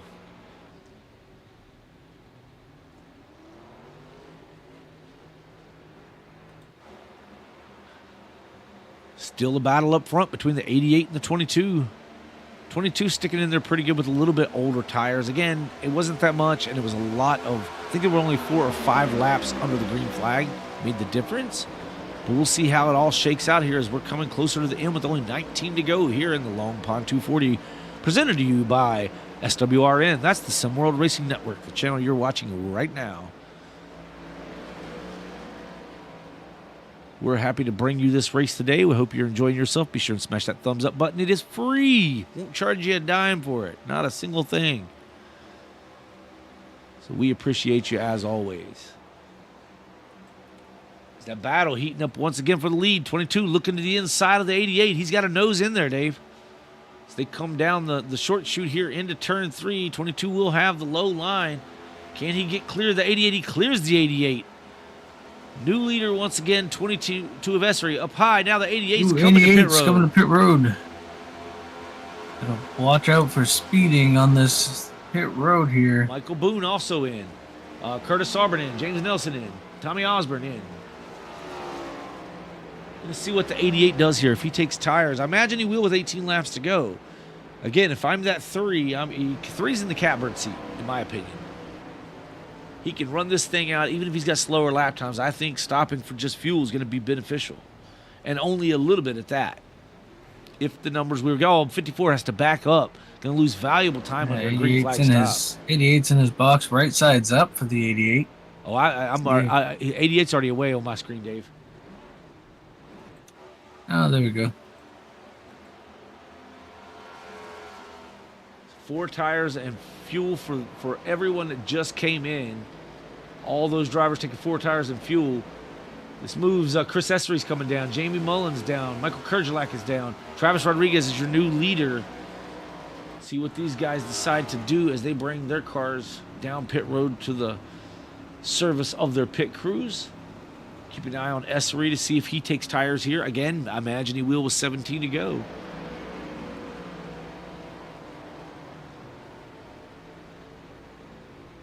Gregory Robinson is in as well. That is not the move I thought he was going to make. He's taking tires. I don't know about that, Dave. I mean, maybe I was wrong on what he could do on that fuel, but, I mean, he had, as I mentioned earlier, what was it, some 7 laps, 6 to 8 laps, something like that? More fuel than these other drivers did, but elected not to use that. As now the battle we see there between Eric Thornton and Chris Essery. Thornton able to carry that momentum and speed and blow by Essery there. So the battle is going to, if this ends up being the battle for the lead, which it will once everything cycles through, Thornton just gained a pretty substantial advantage. Well, over a half a second over Essery now. Yeah, let's see what Rodriguez does here, your leader. Pole sitter into his pit box. Right sides are up.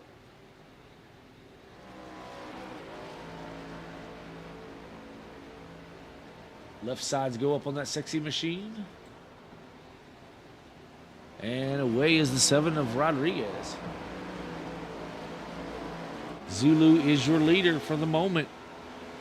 See when he decides to bring it on down. Not this time. Going to stay on track. Zulu was last in on lap 59. Now, Benny Campbell was in on lap 66, Dave. So he's got 7 laps more than Zulu does at the moment. He could still do that fuel strategy I was talking about. Again, don't know if that's even a thing, but the math that I'm doing works out to where literally he could have 8 laps, 9 laps to go, and a substantial advantage. Now, I don't know how far back Benny Campbell was from the leaders to begin with. He's currently, let's see, over Eric Thornton, he's currently 32 seconds ahead of Eric Thornton at the moment. He hits pit road. Yeah, I don't know if that's enough time either. Benny may have been too far back for that strategy to work. And that may have been what was going with the 3, too. And that may be why he decided to come on down.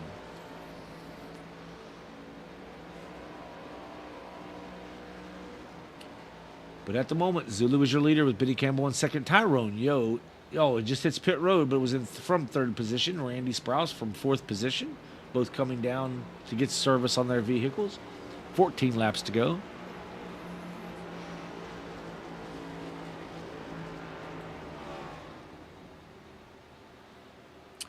As we see Zulu coming through,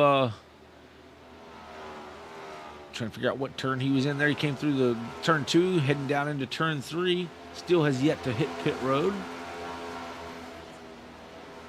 for his final stop of the race. As he comes through turn 3, will we see him? Yes, the 98's coming down. You had to lock him up on entry. That cycles Benny Campbell to the lead. Benny can run another 6 laps or so. He'll come 7 laps from the end if he decides to run it all the way out.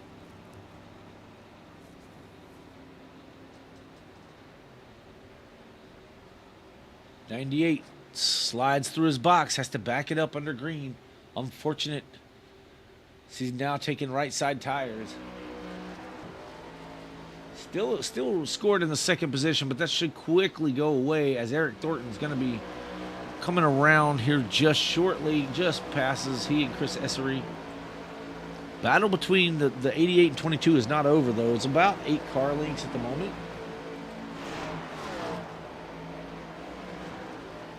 Half a second still. Benny Campbell out some 29 seconds over Eric Thornton. 12 laps to go.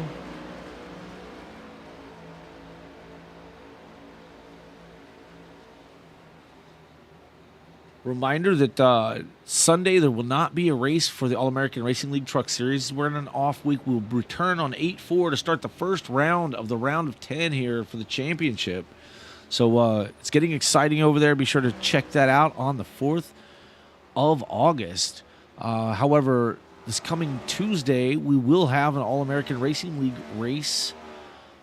So be sure to tune in Tuesday night as we head off to, was it Michigan, I believe it was? Yeah, we'll be hitting Michigan on Tuesday. 27 of Benny I Campbell. heard Benny Campbell saying he's coming to pit road. And here he comes. With 12 laps to go. Let's see how much time he's going to lose here. 88 is coming through the turn 2 right now. But I imagine Benny's going to take maybe at least right side tires here with 11 to go. We'll see as 88's heading into 3. And he's going to lose all this position, but he may gain some depending on what his strategy is here. 27's in his box. 88's coming down, crossing the start-finish right now, and passes the 27 now. Right side's only on the 27. He's coming back out on the track, but the 88 is the leader once again, followed by Chris Essery, Jamie Mullins, Travis Rodriguez is 4th, Michael Kerjelak is 5th. Benny Campbell comes out in the 6th position. So it's kind of a big gain for Campbell doing that as long as he can hold on to it here. He's now under fire. Zulu is on his way. On 4 fresh tires. Yeah, and the battle for the lead is really shaping up as Chris Essery is close to the back bumper of the 88.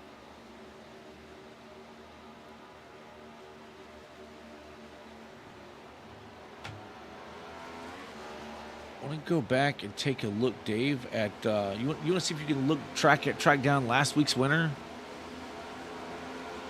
Yeah.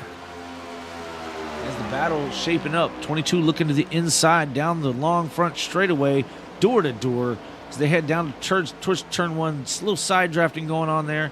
88 holding on to that outside line, going to try to carry the momentum off of 1 here. Still door to door as they exit 1.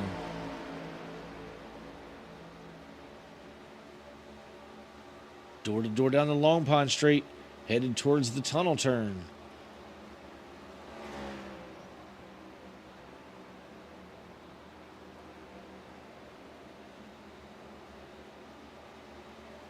Give the position back to the 88 of Thornton. Good battle in here for that lead. Jamie Mullins is some 2 seconds behind this battle going on here. But the 22 now looking back to the inside of the 88. It's really loose off the 3, right to the back bumper. He's pushing the 88 down the front stretch. Still locked onto his bumper. Now going to try to look back to the inside in 1. 22 alongside, gets alongside the 88 as they battle through 1.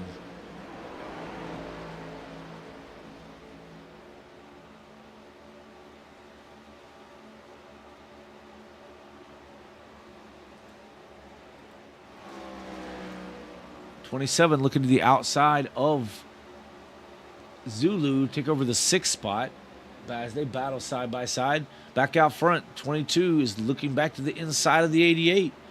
Trying to follow all the battles around the track, folks. There's quite a few of them happening at the moment. So now the 22 clears the 88. New leader, again, 22 of Chris Essery. Oh. So we see the 75 getting around the 05. The 54 is going to try to come around him as well. This is for the 8th position. Zulu working on the 27 of Benny Campbell once again, trying to take back that 6th spot. 27 able to hold strong on the outside for now. While this battle for the lead is going on, Jamie Mullins and Travis Rodriguez is kind of hooked together and making a little bit of ground up here on your leaders. Curtis Sauber falling through the pack there just a bit. Oh, as the 05 hits the wall. Sauber and the 98 was smoking. And this 54 gets right in the rear. Not sure what happened with the 98.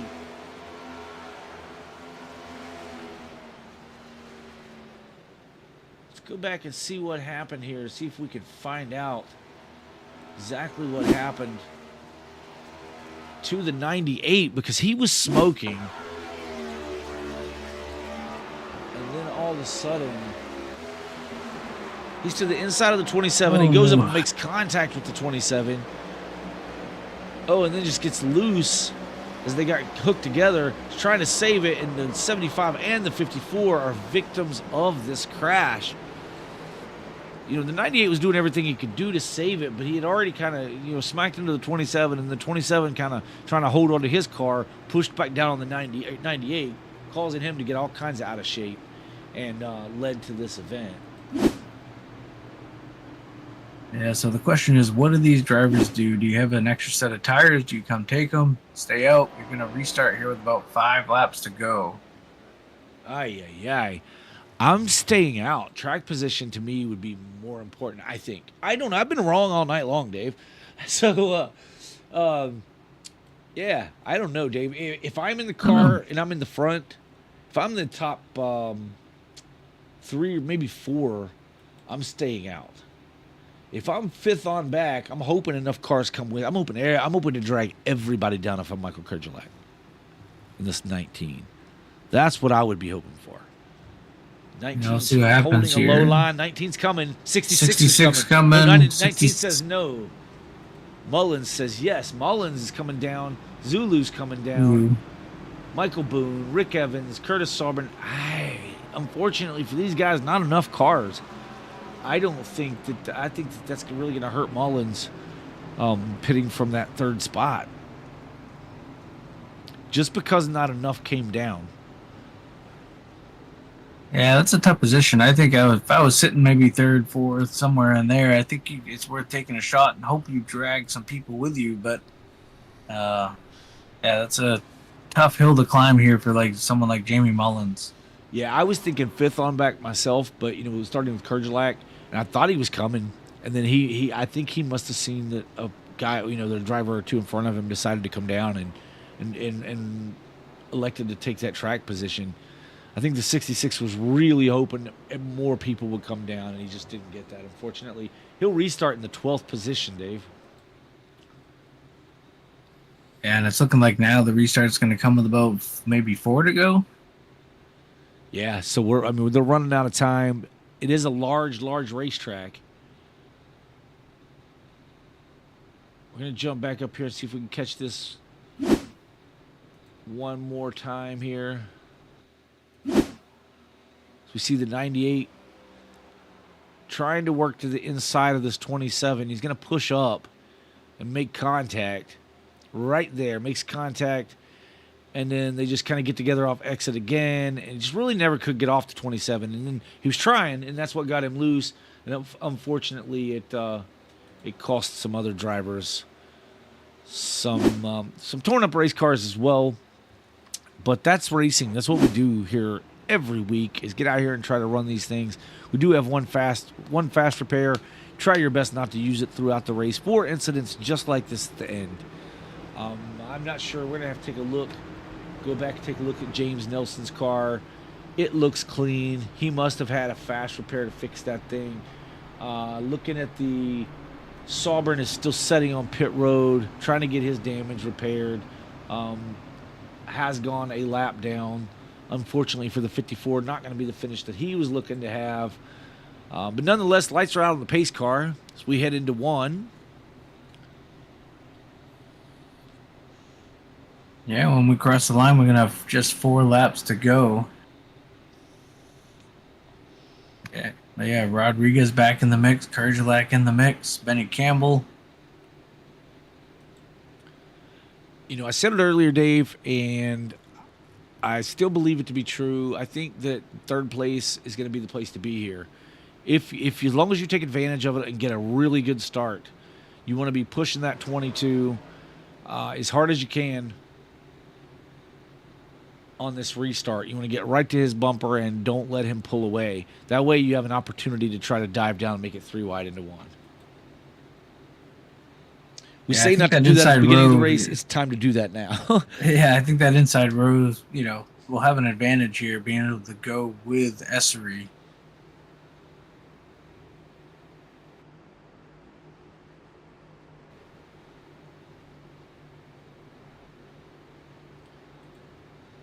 It's all going to be settled right here in the next 4 laps, coming to 4 to go. Oh, and last week's winner, we were at Chicago Street Course, and the winner there was Travis Rodriguez. So Travis looking for back-to-back wins here in the Quick Finishes Racing League. Although not racing for points here, still like to get that victory. So he starts from the 3rd position. Pace car is off. 22 taking us into the Geico restart zone. Fires off. Outside line, Kerjalak gets a good run to give it a push to the 88. 7 fell off just a bit there. Not going to be able to make it 3 wide, but not a bad restart for any of these drivers here in the top 4. So we see the 88 trying to look to the outside of the 22 now. He's going to get, though. No, he gets a little loose off of the exit. So we see a lot of these drivers snaking off the corner there. S3 trying to hold on here. A couple more laps.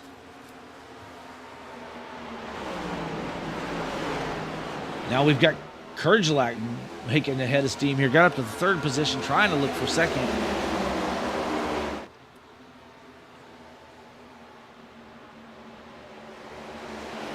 Kerjalak had to check up just a little bit for the 88. Now gets to his inside.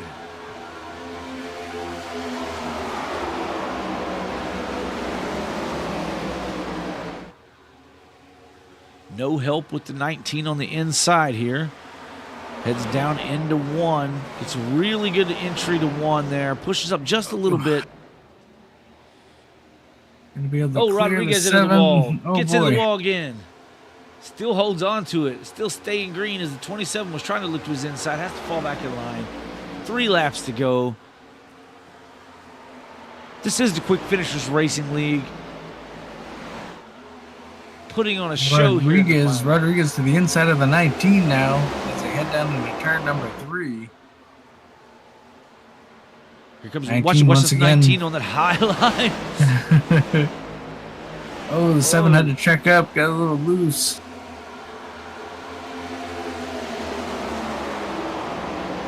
Two to go. 88 closed right in on the 22. He goes now looking to the inside with 2 laps to go here in the race. Move Eric Thornton back to the lead. Now crossover attempted by the 22. He's back to the inside of the 88. Great racing. Yeah. 88's into the wall. 22 gets into the side of him. Kurgelak gets a piece of the wall. Now the 27 of Benny Campbell looking to make it 3 wide. Benny Campbell's looking for the lead here through the tunnel turn. He's going to get to the inside. Benny Campbell. Kurgelak and Rodriguez. Kurgelak trying that, I don't even know what you call that, skyway run or something. I don't know. Coming to 1 lap to go for your leader in the 88 car, Eric Thornton, as he comes around turn 3. Benny Campbell right there in tow. Benny Campbell with a run. Benny's going to lead to start the final lap. White flag is in the air. Clears the 88. He can get pushes up a little, Benny Campbell does. 88 back to his inside. Campbell tries to carry the momentum off. Able to do so for now as they... Oh, we got 75 having trouble. James Nelson with a side draft contact with the 27. That's not going to be good. See if Benny Campbell can get a good run through the tunnel turn. He's and going to have turn to do 3, it we got a car wrecking in the back. Don't know who it was. Yeah, Gregory Robinson is around. 22 got Benny into Campbell him. with a big run to the inside. Benny Campbell to the inside of the 88 as they go through 3.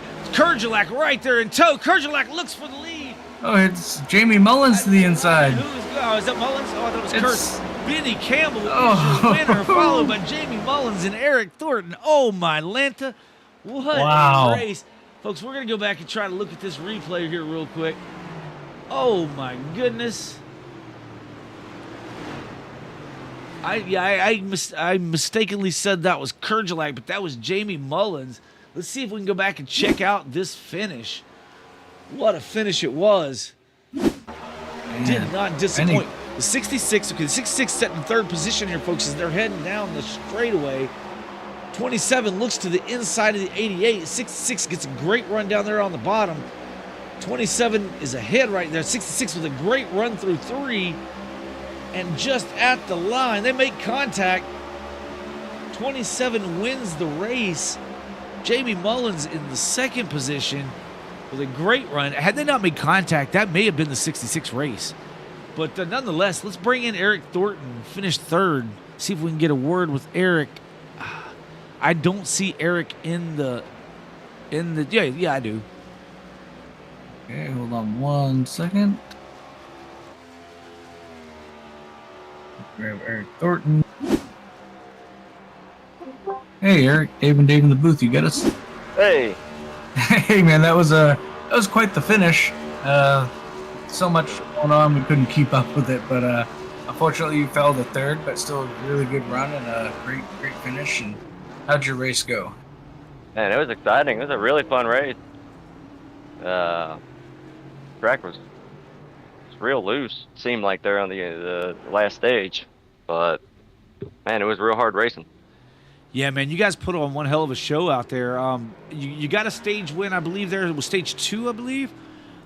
Yep. And then there was some tire strategy things going on with some other drivers. I wasn't sure. I was trying to speculate what everybody was trying to do there.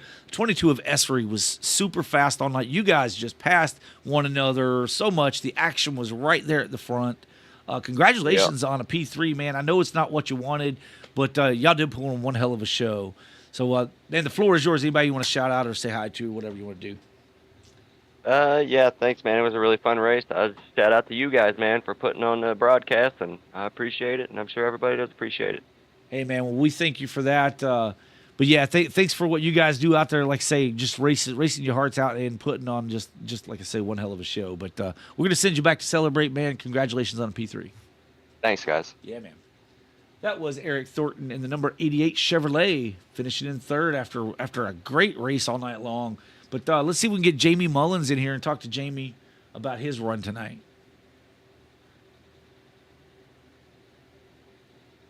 Hey, Jamie, Dave and Dave in the booth. You got a copy? I sure do, sir. How y'all doing tonight? Hey, not too bad. That was a fun and wild last few laps there. You kind of seemed to come out of nowhere there through turn 3 in battle with Benny Campbell there for the win. A little beating and banging. It was exciting on our end. How was it for you?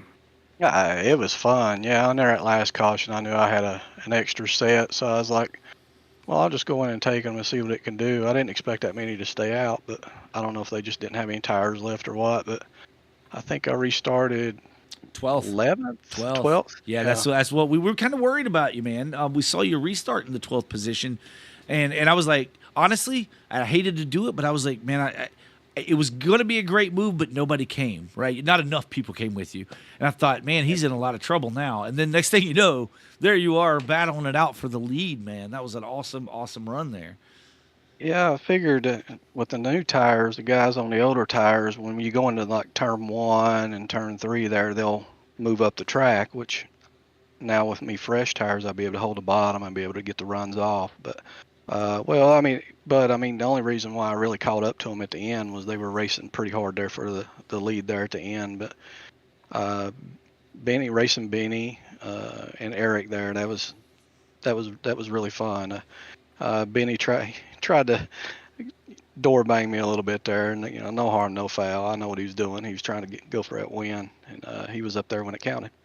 Yeah, man. Well, listen, you got a P2 out of tonight's race. It was, again, thank you for putting on just one hell of a show. The floor is yours. Anybody want to say hi to or shout out or whatever you got to do there? Well, first I want to thank Quick Finishers Racing League to allow me to be able to come in every once in a while and race with these guys. There's a good bunch of people here. Can't wait to go back and actually watch the broadcast. I know y'all probably put on a heck of a show, but thanks to Curtis, James for putting the league on. All these guys that are in here, there's some top-notch guys in here. But yeah, thanks for everybody. Hopefully it was a good show. I did look at the finish, and it was a 0.010 of a finish. But hopefully it'll be a good broadcast, and there's be some people come in and watch what we do here. I mean, I really would love to race with these guys every week, but luckily, my schedule just doesn't seem fit, and I really wasn't going to race the whole race tonight, but I was up front all night, so I figured I'd go ahead and just finish it off. But yeah. Yeah, man. Anytime you're in the field, you're always running very strong. But honestly, I think it'll be a great broadcast because you guys put on one hell of a show. Especially. I mean, it was exciting throughout the race, but especially right there at the end, man. That was just something to be seen. Yeah, I mean, again, congratulations to Ben. Awesome run. Eric was up there all night long, and a great run by Quick Finishers Racing League. Yeah, man. Well, thank you a bunch, man. Congratulations on the P2, and hopefully we'll talk to you here again real soon. Yes, sir. Y'all have a good night. All right, take care, bud. That was Jamie Mullins in the number 66 Chevrolet, finishing P2 tonight. But we're going to go ahead and break over to our winner. See if we can get Mr. Benny Campbell in here and get a word with him. Hey, Benny, Dave in the booth. You got us? Hey, Benny, you got a copy? Sure do. Hey, Benny, hell of a win. Fun to watch at the end there and how you get it done. That run into turn 3 was insane. To come out and then door bang with Jamie Mullins there for the win. So hell of a run and hell of a win. Walk us through your night a little bit, kind of some ups and downs. And we thought you were out when you took that pit stop there. I think you and Jamie Mullins came down at the same time, I believe. So walk us through it. Yeah, I messed up there and like beginning of stage 2, spun it trying to make sure I gave James enough room, and then hit the wall when I spun it. That kind of put me with damage, like 2 minutes of repairs there to the very beginning of the last stage. So that put me in the back of the field, and then had to work my way back up.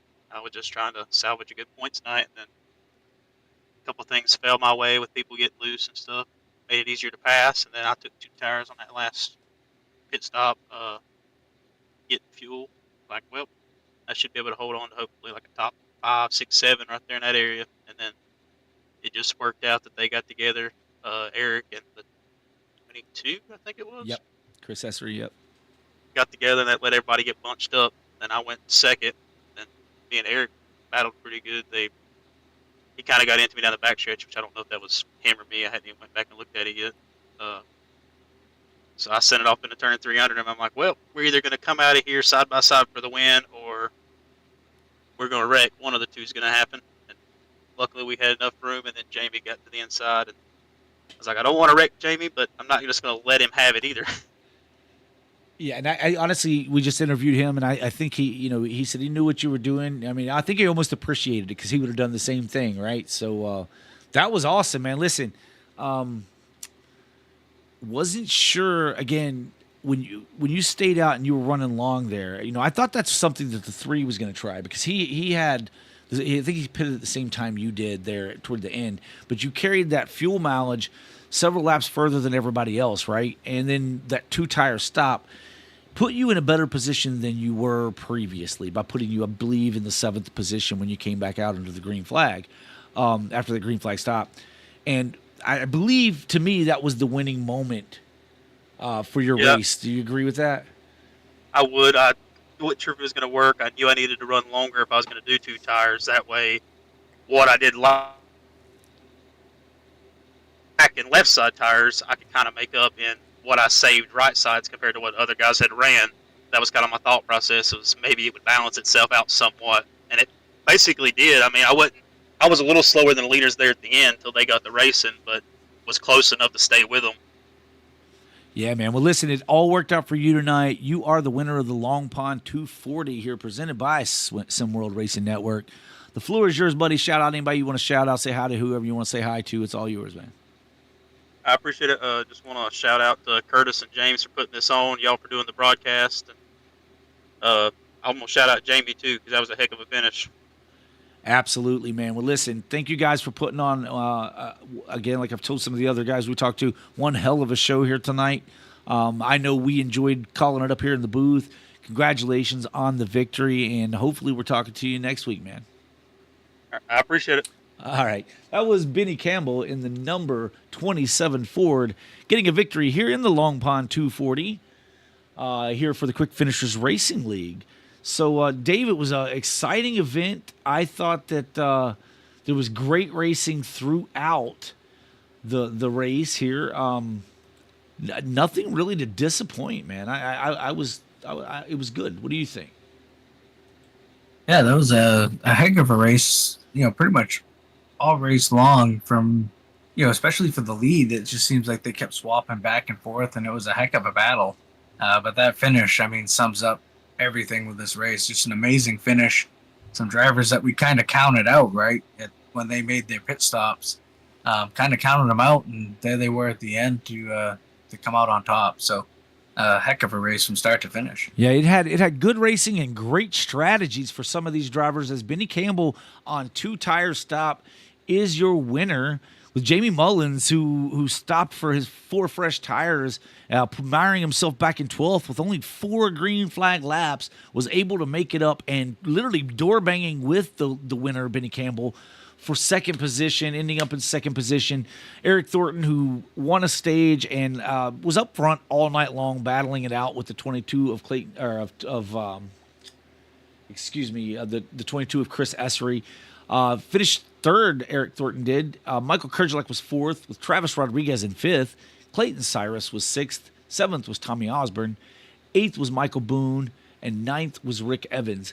10th goes to Zulu. Yeah, 11th goes to Lee Walter Huber. 12th to James Bowden. 13th is James Nelson. Tyrone Yoder Jr. comes home in 14th. 15th is Randy Sprouse. 16th goes to Chris Essery. 17th, Gregory Robinson. 18th, Curtis Sovereign. And rounding out your field in 19th is Nathan Christensen. Yeah, Dave. And unfortunately for Chris Essery, his finishing position does not at all represent the race that this man had tonight. He battled up in the front, even with older tires. He battled with the 88. They swapped the lead.